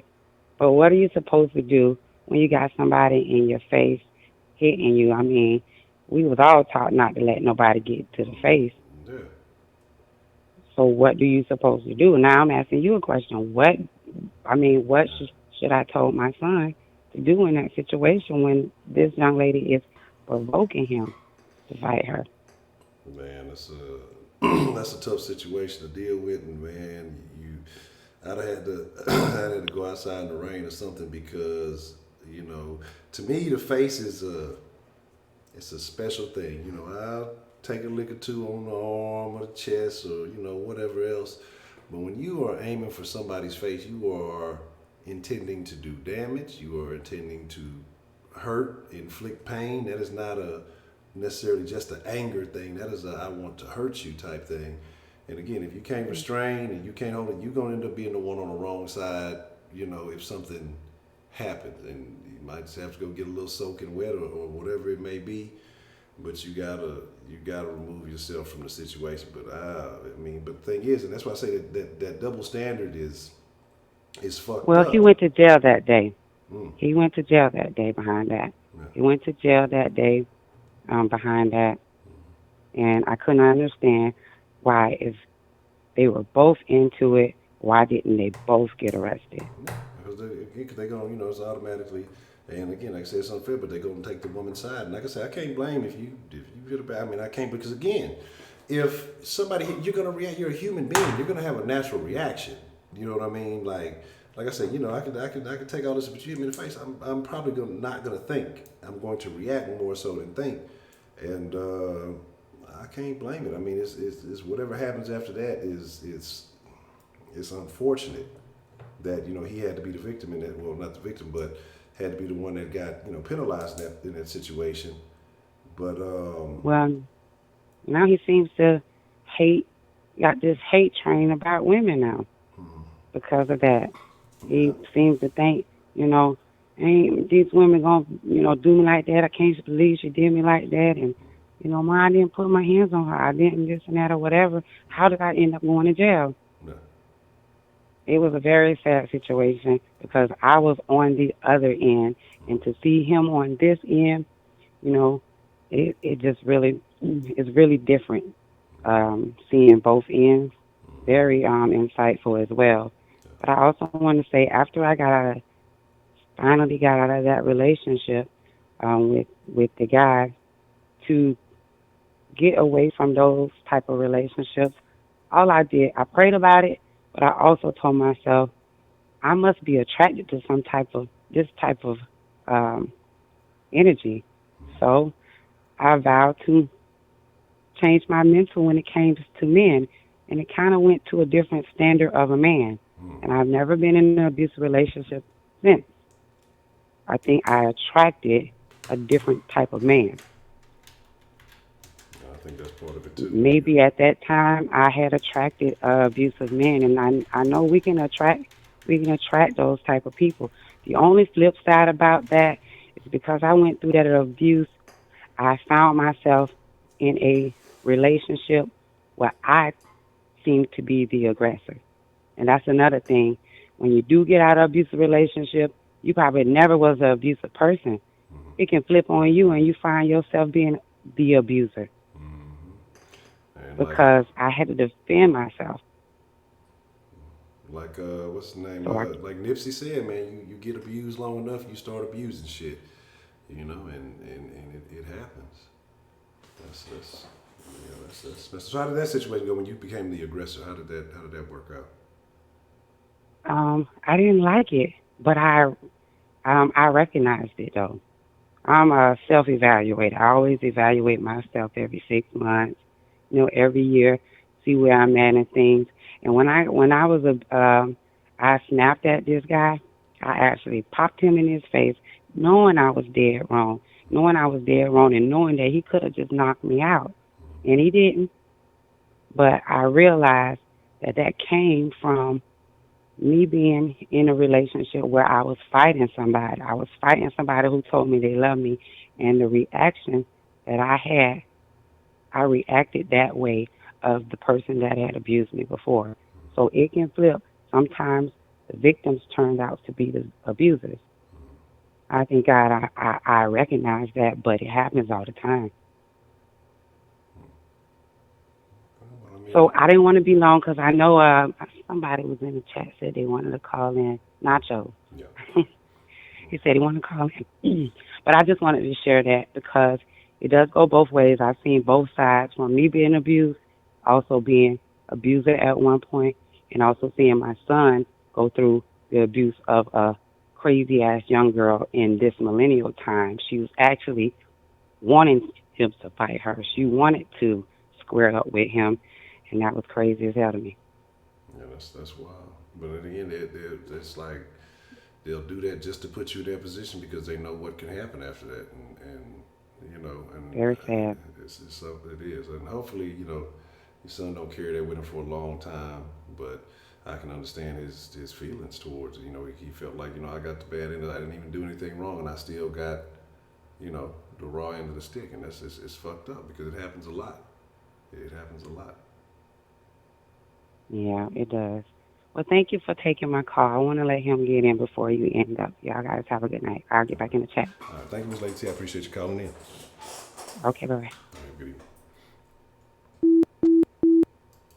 All right, Nacho, take a call. That'll be the last call, and then I'll share my little story or two, and then we'll get ready to wind it down. Look, y'all got extra day today, so I don't want to hear that tomorrow.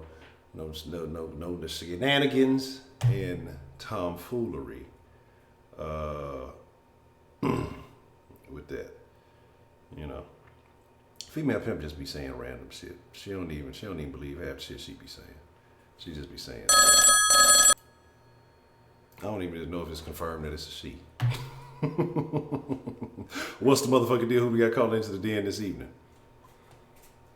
Hey, what's up? What's the motherfucking deal? What's the motherfucking deal, Nacho? Man, what's on your mind this evening when it comes to, you know, what you got? You said you had some people to address. So who would you like to address in the den this evening? Well, you know, yeah, a little, you know, beef going on with Pimp Payne in the chat box. Okay. She needs to make me a sandwich, but yet she hates white men. Ain't that racism? Yeah, why does she hate white men? What is wrong with old Pimp Hand over there? What's that? I say, why does she hate white men? What's wrong with old Pimp Hand over there? Pimp Payne. She likes to come at me, and so I give it right back. Me, you know how I am, Honcho. I give it as I receive it. If you gave me crap, I'll give you crap. I mean, it's just how I am. You know, I don't hold a grudge against, you know, anybody, but they're saying who? It's Nacho. Nacho's live stream. Okay. So what started it with old Pimp Hand? Like, how did this situation get started? Well, to be honest, it ain't that big of a issue. You know, I was joking around with her, telling her she needs to make me a sandwich, just because she said she didn't like white men. So, trying to make a point that old white men are not evil. Everybody wants to blame the white man for their problems. You know, I'm not saying you, but there's a lot of black people that blame white people. You have Asians that blame white people. You have Mexicans, aka Hispanics. They blame the white man. Then on top of that, you have white women that also want to blame the old white man for their issues. It's getting ridiculous. What do you think is causing that? Why do you think that is the case? Well, it's mainstream media, or across the board, MSNBC, ABC, Fox News, all of them. Because if they didn't talk about it, it wouldn't be a thing. Just like with rappers, they love saying the N word, but yet when a non-black says the N word, all of a sudden they're offended. It's like, wait a minute, it's somebody singing the lyrics to their song, the rap song. How can you get offended by that? I don't understand that logic. Okay. So you think that if they're just singing a song, they should be allowed to say it? What's that? So you say if it's part of the song, then anybody should be allowed to say it? Well, I don't say, the N word. That's why I say the N word. No. But, when I'm, I listen to, all types of music, from, classic rock, oldies, to, not newer rap, but like rap in the 90s, like DMX, MC Hammer, that type of genre. And, of course, they would say it in their lyrics, but once you get to know the lyrics of the song, there's a lot of white people that skip that word. And to me, the thing is, I don't approve of that word whatsoever. But yet, you have black people and Hispanics, they have no issue with saying crack. Now, as you know, cracker, it has no power to it. Why? Because white people don't care. We sit back and laugh about when, a different race says it. Because the white community does not give that word any power. The only reason why the N word is offensive is because the black community and some Hispanic communities give that word a lot of power. I think that's the issue. But then again, I don't agree with people calling white people crackers, or even saying the N word.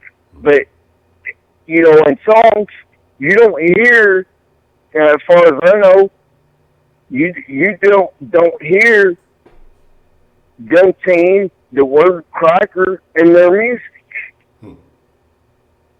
I mean, do you agree? I can't say. What about that one group? There was one group, Uncle Cracker. What about them? I'm not familiar with their music. I just remember the name. And the last. Sorry.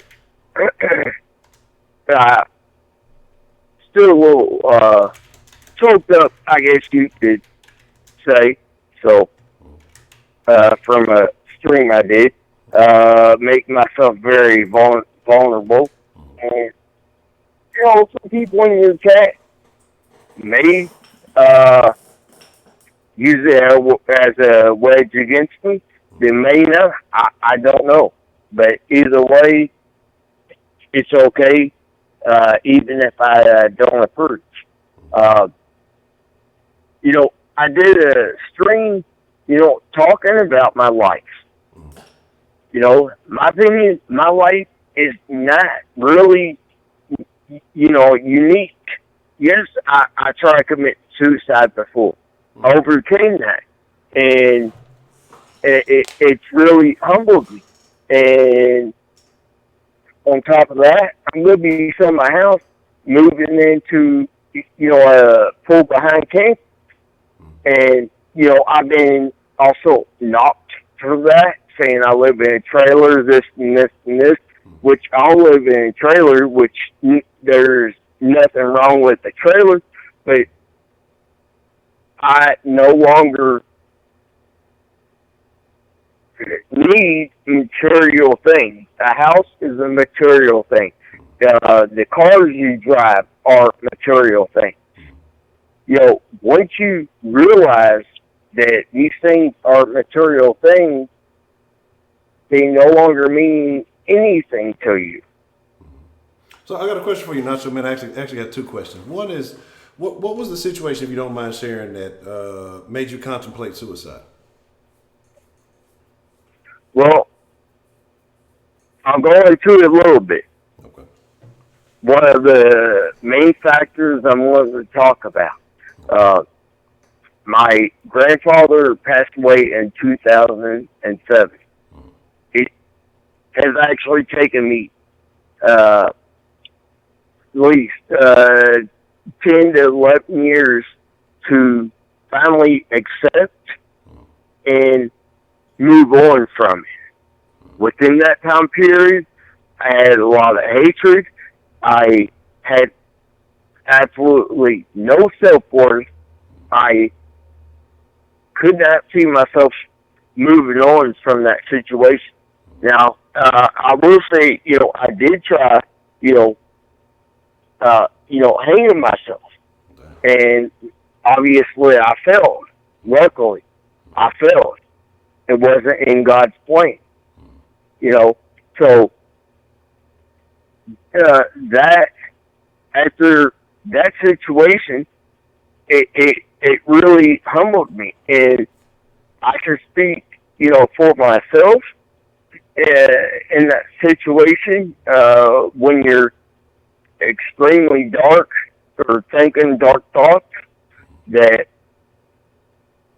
when you're sitting there hanging, you actually think about your loved ones and the effect it's going to have on their life.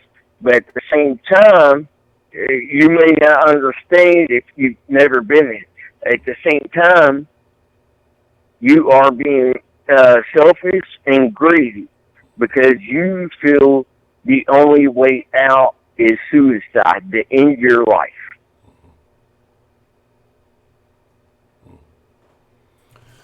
So, your grandpa, did he have? He was kind of a very important figure in your life. Did he? Y'all had a real close relationship. Oh yeah. Well, I also have a car channel that I'm going to be start.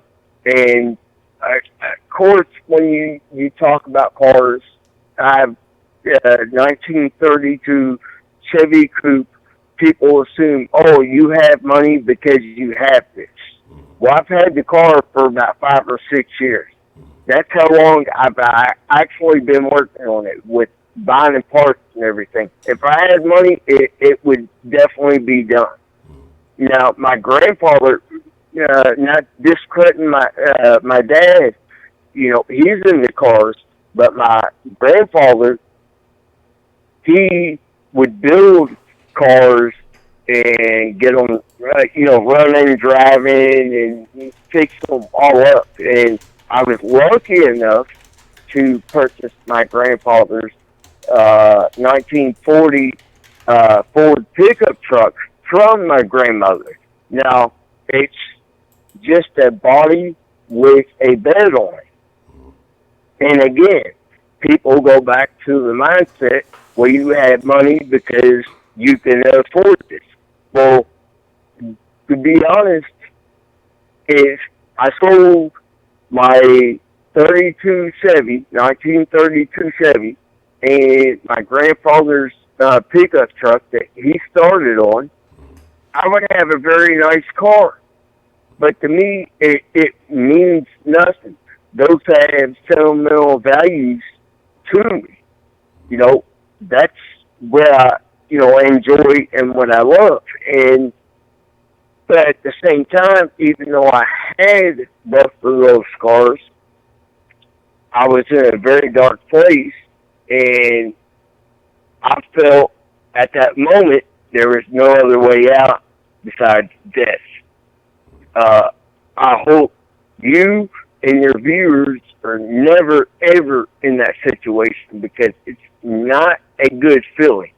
Because you're conscious during all this, you realize what you're doing, you realize, I can't speak for people that take pills or a gun. Well, I guess you could put a gun into it, but people that take pills, I can't speak for.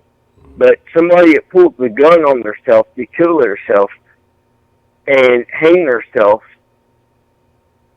they actually, before they commit the suicide of their thoughts and everything else, that day, whatever makes it be that day that they choose, they actually do think about their family, their loved ones, how it's going to affect everything. And the thing is, it also crosses your mind. And again, also, and the viewers, I hope none of you all go through any of this whatsoever. And I truly, truly, truly mean it. Because when you're in that situation, you're thinking one thing: death is the answer. But at the same time that you're thinking death is the answer, you're also thinking about your loved ones. You're not going to see them again. Then you're also thinking about the effect it will have on them.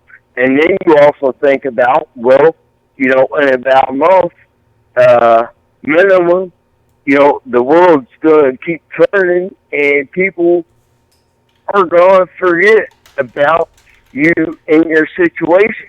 They're still going to have, sorrow and be extremely upset, but those thoughts, those three thoughts, still actually run through your mind. I can't speak on domestic violence with women facing domestic violence. I'm not even going to pretend or try. I can't speak on it. Yeah. Okay. I got one more question for you, though, man. Where does the name Nacho come from?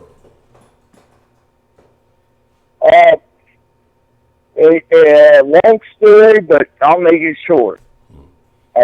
Worked at a car lot, being a.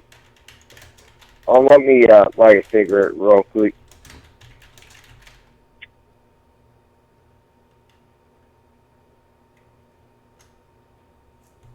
All right, name Nacho, which pretty obvious. It's not my birth name, but anybody knows me.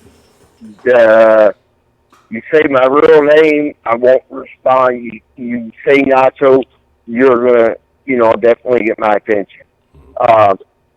But the short version is, I had a boss, very laid back. I was detailing cars at a car lot. I would take them up front to the showroom, and for some odd reason, they were giving away nachos. And the salespeople asked me, "Hey, you want some nachos?" My boss comes in. He's seen me eating the nachos, and I'm not just talking some.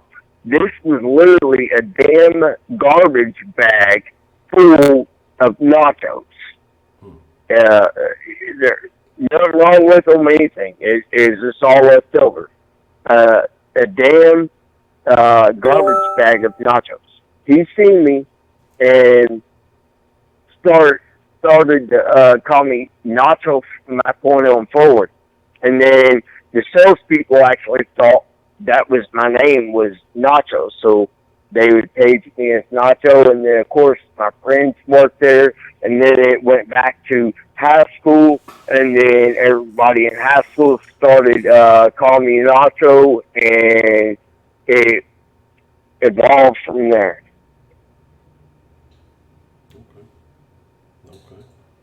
Okay. Well, hey, as long as your name's stuck, I think it's a pretty cool name. You know, hey, ain't nothing wrong with that.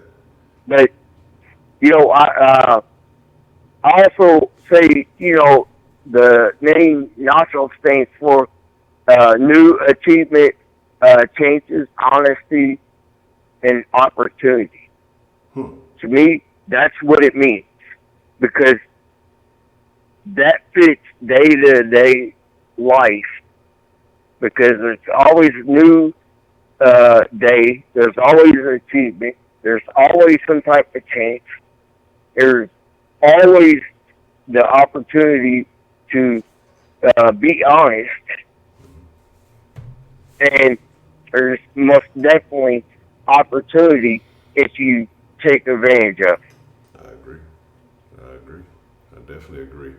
And I think that's pretty cool that, you've assigned it a meaning, instead of it just being a nickname, that it could be a motivational, inspirational type thing. I think that's pretty cool. So, you said you subscribe to my channel. To be honest, I don't know if you did or didn't. Either way, it doesn't matter. But if you've seen some of my videos, you see I mainly focus on politics. Tonight, I broke the mold, and I talked about my life situation of being in a dark place and being suicidal. And yes, I realize I'm being very, very vulnerable while doing that. But I look at it this way. If I can help out or save one person from going down that path or actually carrying through with their idea, then I made, a difference. Absolutely. Because of, my story. And like I said, I sound like a broken record. I hope, you and your viewers never, ever experience a dark place like I was in. And it, humbled me greatly. I mean, humbled me greatly. And, when I'm in the chat, by the way, just to put this out there, I'm not talking shit. It might sound like it. I have dry humor. I'm joking with everybody, just like, Pam was telling her to make me a sandwich. I'm joking with her. I've gotten up my whole life that people think I'm serious at this and this and this. I get it. I got dry humor, and it is what it is. But, I mean, no harm by it. And, that's my message is, I don't know if you'll, allow me to give a shout out to my own channel. That's totally up to you. Go for it. I have no problem with that. Okay, let me go on my channel real quick, and I will tell the viewers. All right, it's called My Life, Ups and Downs, #suicide. Yes, I'm making myself very vulnerable, but it's worth it. Like I said before, if I could change one person's mind or prevent somebody from actually carrying through with their idea of suicide if they feel that is the only option. Sometimes it's good to be vulnerable in certain situations. And of course, people will, attack you for it. Totally, get that. But you know what? I'm at the point in my life I'm okay with it because, like I said, I'm very humble and I'm not extremely religious. I will, put that out there. I believe in God, but I can't tell you the Bible front to back. Uh, you know, so, but the also, if you don't mind to touch on the domestic violence, I do not agree any man should put his hands on a female. The only exception is if she tries to come out at him like a man and attack him, with her hands, put her in a bed hug and take her to, the ground to stop it. Now, if she comes down with a bat, some type of weapon, then, that's a different story. I don't know if you agree with that or not, but that's how I feel. Yeah, I'm all about self-preservation. So yeah, if she come with a weapon, well, we gotta quell this situation as soon as we can. So I think I'm gonna do whatever's best in my best interest in a situation like that. But if it's just hand to hand, you're a man, restrain her, let her calm down, and go from there. All right, Honcho, love your show, love calling in, and love your humbleness and, obviously your approach to situations. Because by your facial expressions, I can tell you you don't agree with some of these guys. Sometimes I have other stuff going on in my, I'm listening. And just sometimes I have thoughts in my head, but to me, it's about listening to folks because people need to be heard. You had made a mention about the mainstream media earlier, and I believe that they try to speak for people, but it's not what people really want to say. They're trying to force a message on people. I think people need to be heard. So that's why I like to kind of sit back and listen. And every now and then I'll play a little bit of devil's advocate. Sometimes I'll ask questions. I may not even necessarily support those ideas, but I just like to know how people think. To get a real understanding of what people are feeling out in today's world. Yeah, you know what? And I totally, agree. I believe that majority of your success with what you do, you give everybody a chance. You definitely give them a voice, whether you agree or disagree, but you allow them to say what they want to say. And, it's amazing. And, I used to do call-in shows on my channel. And all I would ever get would be people on the right or semi-right. And I tried branching out to people on the left. They would never, ever talk to me. Those are the people I truly want to speak with. But somehow you have a niche that you're able to, communicate to some of these people and actually have a conversation with them without it turning into, some type of fight or, all-out brawl at the end of it. Like I said, it's the hair. That's the secret. It's the hair. It ain't me. People call in just to talk to the hair. No, but like I say, I don't know, man. I say, and the funny thing about it is because even prior to doing this whole YouTube, man, and I tell people all the time, I was never a very talkative person.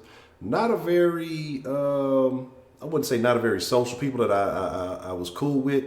I'll go to the grave for him, but it's a different experience for me too, as we continue to go on this journey. But man,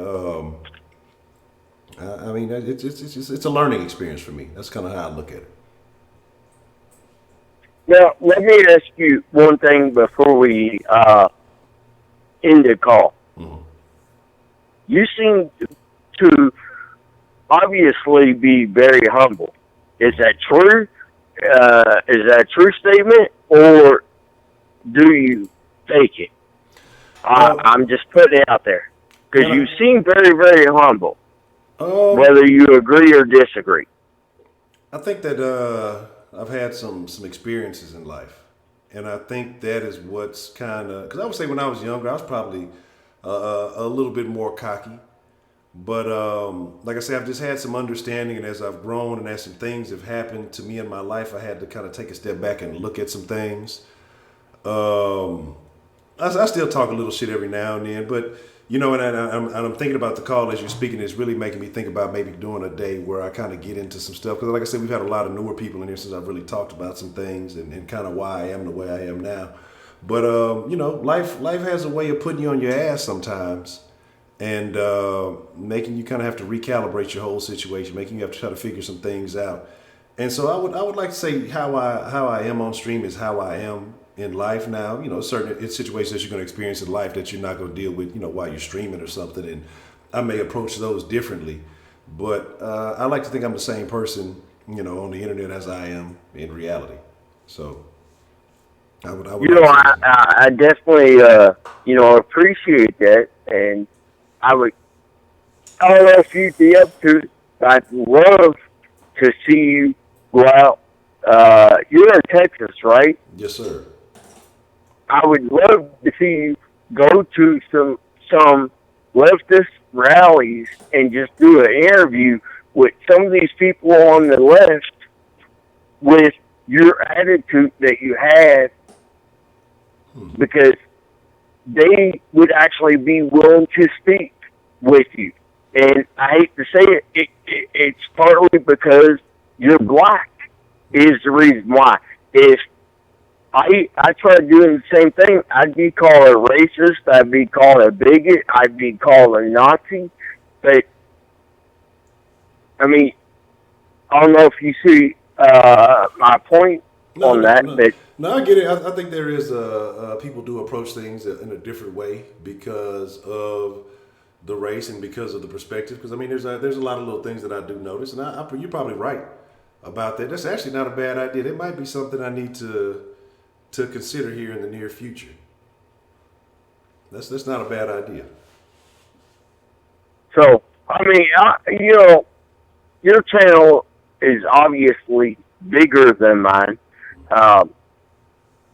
But, you know, I do know some, you know, bigger channels that I could possibly, you know, link you to and get you connected with to do, you know, interviews and everything else. They like your content to help boost you, give you a bigger platform. And, you know, I think it would be amazing. And, you know, I have no benefits in helping you out whatsoever other than I like your approach and I like your style. That's it. And I don't care to have a shout out from you to say, hey, thanks for this, thanks for that. I really don't care about any of that. You know, I like seeing people succeed, you know, in life. And I also talked about, you know, I have a business and I will not hire women. And Shana, I think is the name, she doesn't understand why I penalize other women. It's because other women, whether they agree with the Me Too or not, they always have that option. They can Me Too you no matter what. You piss them off for not giving them a raise, they can Me Too you. You fire them for legit reasons, they can turn around and Me Too you and kill out your reputation. Yeah, I agree. So that's all I have to say. Well, Mr. Nacho, man, I want to say thank you for calling in and sharing that with us. I'm going to get a chance. Like I said, I am subscribed to the channel. I haven't been watching a lot of videos as of late. I'm going to try to kind of get some things going because I saw it. I did skim through and I saw some of the more political topics and I did want to check some things out. But as soon as I get some time, man, I'm going to check you out and see what you got going because I understand the element of vulnerability when you speak on certain things. And so I appreciate you calling in and sharing that with the people this evening, man. I really do. No problem. I appreciate you taking the call and much love. All right. I appreciate it, Mr. Nacho, and I'll talk to you soon, man. All right. All right. Good evening.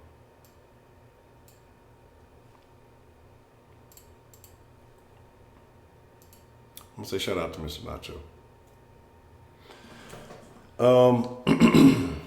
It's a very interesting thing. I have some streams scheduled for the rest of the week, but I think that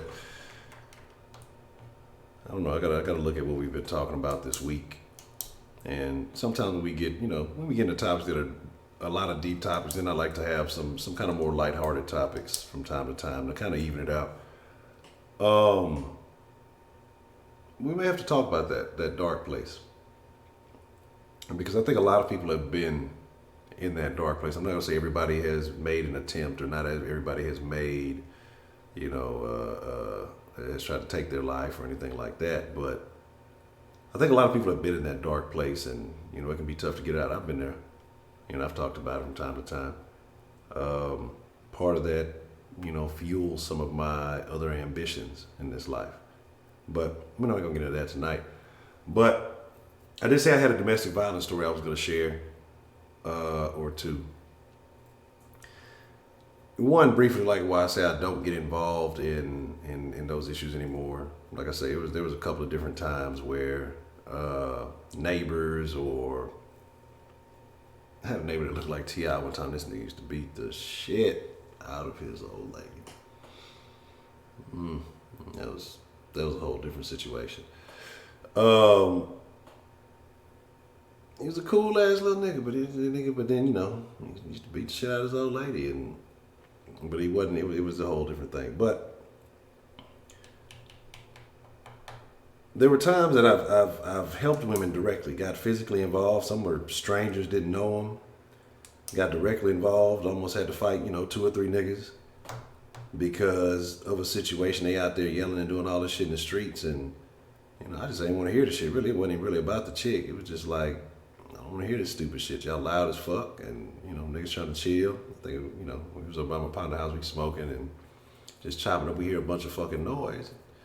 Go outside, this dude and the chick, they yelling all, and he yelling all at her. She crying and doing all this other shit. So I had to check this dude, and his partner's come running out the house. This, that, and the third. I'm like, well, shit, what y'all want to do, man? And you get to all running in the street. No, man, his buddy's trying to go. No, we don't want to. No, it ain't nothing like that. It ain't like that. And so I'm like, I got to be like a fucking school teacher. Hey, you tell a bitch, yeah, you go sit your ass on the curb over here. You take your bitch ass back in the house because, they're looking at you too much longer. I'm going to beat your motherfucking ass because you talking real crazy right now. This bitch telling me, he's pissed on me and he does all this other stuff. And I'm like, well, you stupid for fucking coming back. Like, why do you keep fucking with the dude if he doing all this shit to you? Long story short, I go back by my partner house either the next day or day after that. I think we was finna go work out or go do something. And the bitch back over there. Like, I'm finna get into an altercation or two behind some goofy broad I don't even fucking know. And then your goofy ass go back over. And that was like the last. So I was like, man, I'm done. I ain't finna fuck all this stupid shit. But there's been other instances, that where you get directly involved, or you go, we finna go get, the home rush, you going through some shit, blah, blah, blah. And you go over there and you got to kind of confront some people about some things, and you got to handle things a certain way. And again, what happens? The next day or two, or the next time you hear anything about it, she back over there in that same shit. I'm like, I'm risking my freedom. I'm not getting no pussy out this. I'm not fucking with these chicks. Like, what the fuck for? And then when you ruffle the motherfucker up, don't do anything like this, and don't, like, bitch, do you want out the situation? Nah, you'll let your ass get beat the fuck up. But then you got a problem when, you roughing the motherfucker up. Make sure you follow Ed Honcho on all the proper social medias. Ed Honcho HTX on Instagram and Twitter. Like the video, man. Hit that subscribe button if you with the shit, man. Facebook, Instagram, Twitter, Den Show Live. Make sure you follow on all the proper platforms. You can send an email to denshowlive@gmail. You catch the Den 1 p.m. now, not 10 a.m. It's 1 p.m. Monday through Friday, 10 p.m. 7 days a week. I'm gonna finish the other story after this. DenShowPodcast.com. If you can't watch, make sure you listen. I'll be uploading more recent episodes after I get off here tonight. Den Show Shop. We'll get you some of that fresh Den merch. 833-284-3336. You can send whatever to the Den. If you got a topic that you want to come across, you want to discuss, send topics. If you got a text, a question, if you got a fucking screenshot of news, a funny meme, something you want to send, feel free to send that to the Den line. Like I say, I enjoy all of that. If you want to donate, you want to make a one-time donation to the channel, you go to streamlabs.com/The Den Show. And, you know, if you want to drop some Denjamins in the Den. And if you want to be like the wonderful Patreon supporter, shout out to James, Tina Starry-Eyed, Dan the Man, Betty Spaghetti, Goya, Donald Trump, and Miss Diana. Did I figure Miss Diana? Let me make sure. Let me run down my mental list. Yeah. And I appreciate all of you for having faith in the long-term success of this community. But now the last story I'm going to tell you guys before, Honcho story time is over with. Now, a lot of you were here around this time last year, honestly, probably about a year. So I need to check the date. It's probably about damn near a year ago. I know the stenographer knows. I ain't gonna harass him for the information though. But probably about a year ago, I was on stream and I believe I got the phone call on stream. And my old lady was going to help out a fucking coworker. Right? Going to help out a fucking coworker. And no problem, Nacho, man. Hey, like I said, if you want to put the link, you can put the link in the channel, everything in there. It's all good with me, man. I'm all about, I want to see everybody win. I'm all about, you got something good, man, promote it. I have no problem with that. So she called me. She's like, yeah, I'm on the way to such and such. I got to go get the baby. I said, get the baby? The fuck are you talking about? And I know y'all remember, if you a Den OG, I don't know if that was triple OG status, back then. That might have been double OG status. Y'all saw when I came back to that stream, my demeanor was visibly different. And that was like right after, I don't think I hadn't even been a month stopped smoking and all that other shit. It might have been a drink then. I don't even remember. And so, man, look. I was mad because I already knew what it was going to be. Like, she had been telling me stories about this coworker. This coworker was getting the brakes beat off her motherfucking ass, but still going back to the damn dude, right? But this night in particular, so like I said, she had two daughters. They weren't the dude's daughters. They were from a different dude. So she done sent them off to go stay with the mom somewhere in Memphis or some shit like that, or somewhere. I forgot, somewhere in Tennessee. And she just recently had this baby with this dude. So, well, they're like, oh, well, she's gonna go to jail because she stabbed the dude. He'd been beating on her, so she finally stabbed him back or some shit. And he bleeding, and he got to go to the hospital. All this other goofy shit. They're gonna call the police on her. Yada yada yada. So she go all the way to the other side. All the way to the other side of the city and go pick up. It was raining, matter of fact. I remember it was raining. And this is when the little one was out of town. Usually the little one goes out of town for the summer. And man, she come back because I was just like, I told her, I was on the phone. I was like, look, this is going to be the one and only time that you do this shit. And the only reason I'm letting you do this is because you're already on the road, to go. Otherwise, I tell your ass to stay your ass home.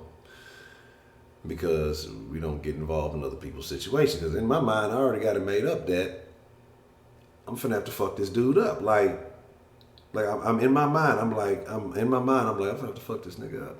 Like, point blank period. Like, I don't know the full story of the situation, but if, because she talking about other people that went over there, and then some other coworker used to always be involved in this shit, and I guess she finally got tired of it, or she just wasn't available that night or whatever. And I heard that the dude, yelled at her and hit on her car and all that other stuff. And so in my mind, like after she telling me, I'm gonna fuck this nigga off. Like it's already made up. It ain't no, it's like this nigga's he's done for. If we have any situations, it's going down. So he was at the hospital or whatever. So she goes there, she told me she went and the scene looked like a murder scene and shit. So apparently, but the reason that she ended up doing it this time, I guess, because she, I don't know if he was talking to his ex or his baby mom or something. So it wasn't even about him beating up on her. But anyway, so she get the baby. She come back with the damn baby, and man, I wasn't fucking with that kid, man. Like I wasn't doing nothing for that goddamn baby. And I know it sounds fucked up. Right? It's not my kid. I didn't sign up for this shit. And it's a baby. Scotty was over there fucking with the kid, trying to see what was going on. He was having a field day for some reason. He enjoyed the small child. But the thing about it is, old buddy the next day, I guess he get out the hospital. She goes, the goofy ass coworker, go up to the hospital to take him clothes. Like, you didn't just stab this nigga. He's in the hospital. You gonna go up there to go take him some clothes and a phone and do all this other dumb shit and get your dumb ass arrested. So now her stupid ass is in jail, right? We got this random ass kid here that I don't want here. And I'm like, look, the first motherfucker to come pick it up is fucking finna get this kid. Like, because apparently her mama was supposed to come down to come get the kid. And then she was talking about she was going to be there first thing in the morning. And apparently the mama ain't made no motherfucking moves. She's still wherever the fuck she at. Because like I told her, like, well, they think you just going to sit there and watch this kid. They thinking that you going to be like the old other little buddy co-worker. That's not fucking happening. That's not finna happen at all. Like, whoever come get this kid first is finna be they free baby. I bought this baby cash. Look, hey, there's a market for that kind of shit. I'm joking, but I'm serious, but I'm joking. But, so I guess old buddy ended up getting out the hospital, get patched up or whatever, and he talking about, can he come get the kid? And the old gal, I guess, trying to relay through the mama from jail and talking about, no, don't give him the baby and, this and this. And apparently he got the other old chick phone because he texted my old lady or whatever, that he want to get the kid. I said, guess what? We finna give the fucking kid back to this daddy. That's his biological child. Point blank, period. If you don't get this man back this kid, fuck what they talking about. That is kidnapping. That is his child. You have no right. If the grandma want to come get it, if she want to handle it, she should have fucking came and handled that shit. So if this motherfucker wants the kid, he can come get the goddamn kid. And so we split up halfway and met up at a mall somewhere. Gave that motherfucker kid, babysit, all that shit. You know what I'm saying? And be on about it. And they was upset about it or whatever, but I don't give a fuck about them being upset.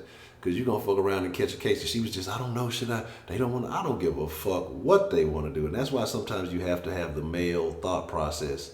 Because women, especially with children, they get emotional and get to thinking this, that, or the third and not thinking about it correctly. And thinking of the mommy aspect of it or whatever.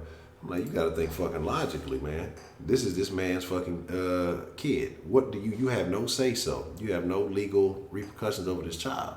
The grandma ain't got shit over this child. Like, fuck that.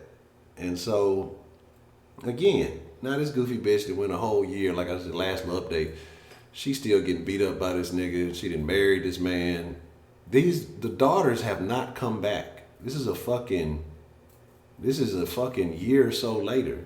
The daughters have not come back. They have not come back yet. So she done left them kids up there with their mama to be with this man and this baby. And have just left the girls. They were only supposed to be up there for a weekend or so, however long she was facing that little situation. She had left them up there, married this dude, they got beat up a couple more times. This, that, and the third had charges pressed on her. And I don't know if he dropped the charges or not. But they were, I can't believe they were felony charges. And just like, man, just crazy shit. And I'm like, you're not finna get involved in this shit. I'm not entertained. I don't even know the bitch. I don't even like the bitch. I don't even know her and I don't like her, and you getting caught up and involved in this shit. She don't give a fuck about you like that. You just a resource to watch this fucking kid.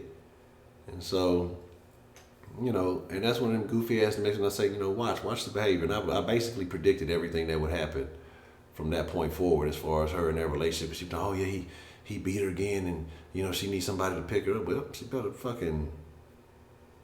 She got a good damn job. Like how the fuck she ain't got no money? Like she ain't got the fucking kids, the little girls, and so like. Fuck all that dumb shit, man. Like, I just don't get involved in that shit. And I guess it seems heartless or whatever, but you've been getting the brakes beat off your ass consistently.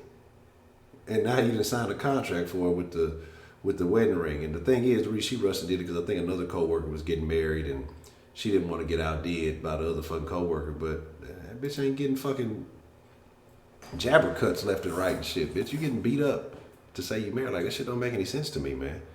But, you know, it is what it is, man. So, there's that. What y'all in this motherfucker talking about? Y'all want some mustard Frosted Flakes. Fuck them goddamn Frosted Flakes.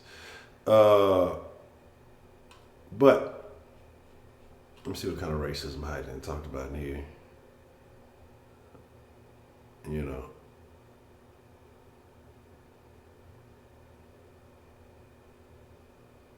Wow, damn, how the fuck you fall asleep that long on your goddamn knees? Shelley Long, I ain't even finna make no comment on that. I like Miss Shelley. Miss Shelley be talking big shit, but I like Miss Shelley. She be talking that shit though.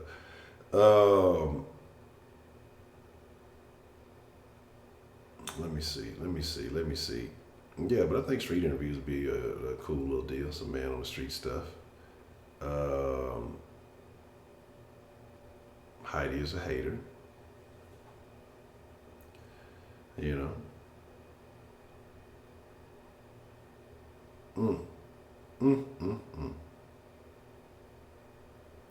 Let me see what y'all talking about. What is y'all? Shannon giving out gifts and stuff. Okay. You don't talk about dark places, my name. Okay. I can understand that. It's sometimes that can be tough. Dark places, talking about them can take you back to those places. And yeah, no go in the shower. Yeah, but that's what you're talking about. You're talking about the dude was pissing all on her and shit. I'm just like, what the fuck? Like, how the fuck you gonna fucking keep going back? You know what I'm saying?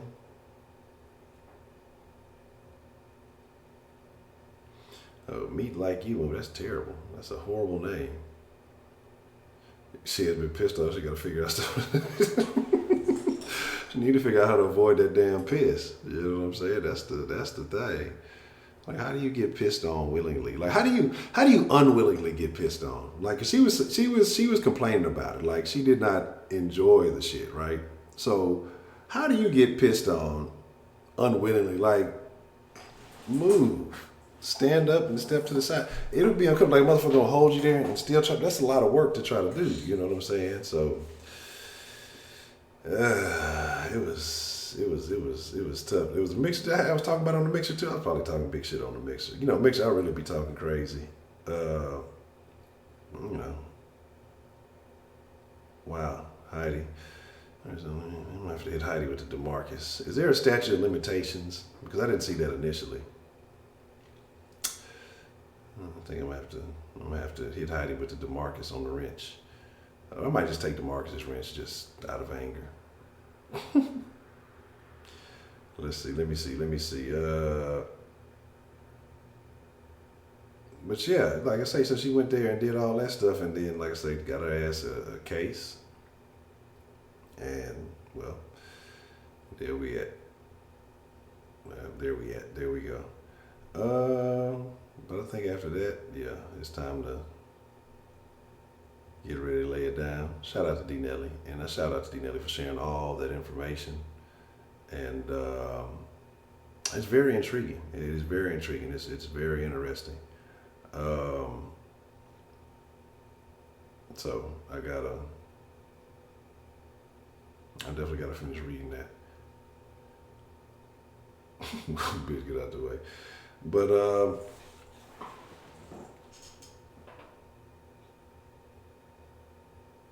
Oh, thank y'all. A hair tie. What you trying to do with that hair tie? You know what they say when the women get to using that hair tie. But yeah, man, I don't get that. Like, I don't even. That's a whole other conversation. But we tomorrow. I'll give y'all a brief update. We will be talking about entrepreneurship in the morning, small businesses and things like that.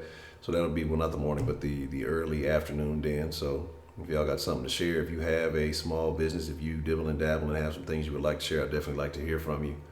And I think all y'all are great people. I'm finna go call it a wrap. You know, y'all gotta double DN out me tonight. I'm only giving y'all 30 minutes of DN tomorrow. You see how y'all do your boy. But I appreciate y'all. Thank y'all. If you didn't catch the videos earlier, make sure you go back. I'd definitely like to hear your thoughts on those. And with that being said, man, hey, y'all are great people. I appreciate each and every one of you. I'm finna take me a nap, and cause that's what it's gonna be. I fucking go to sleep and be back up at fucking 5 doing stupid shit. But I appreciate y'all, man, and I thank you. And Female Pip eats tortilla chips. It's a pleasure, a privilege, and an honor. I hope y'all have a good evening, and I'll see y'all tomorrow.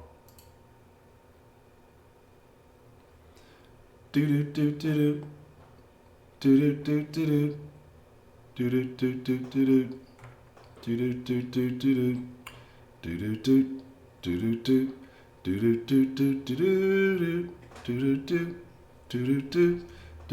do do they goddamn in-stream music. I don't want to hear no more shit about that. Good night, y'all. I'm out, man.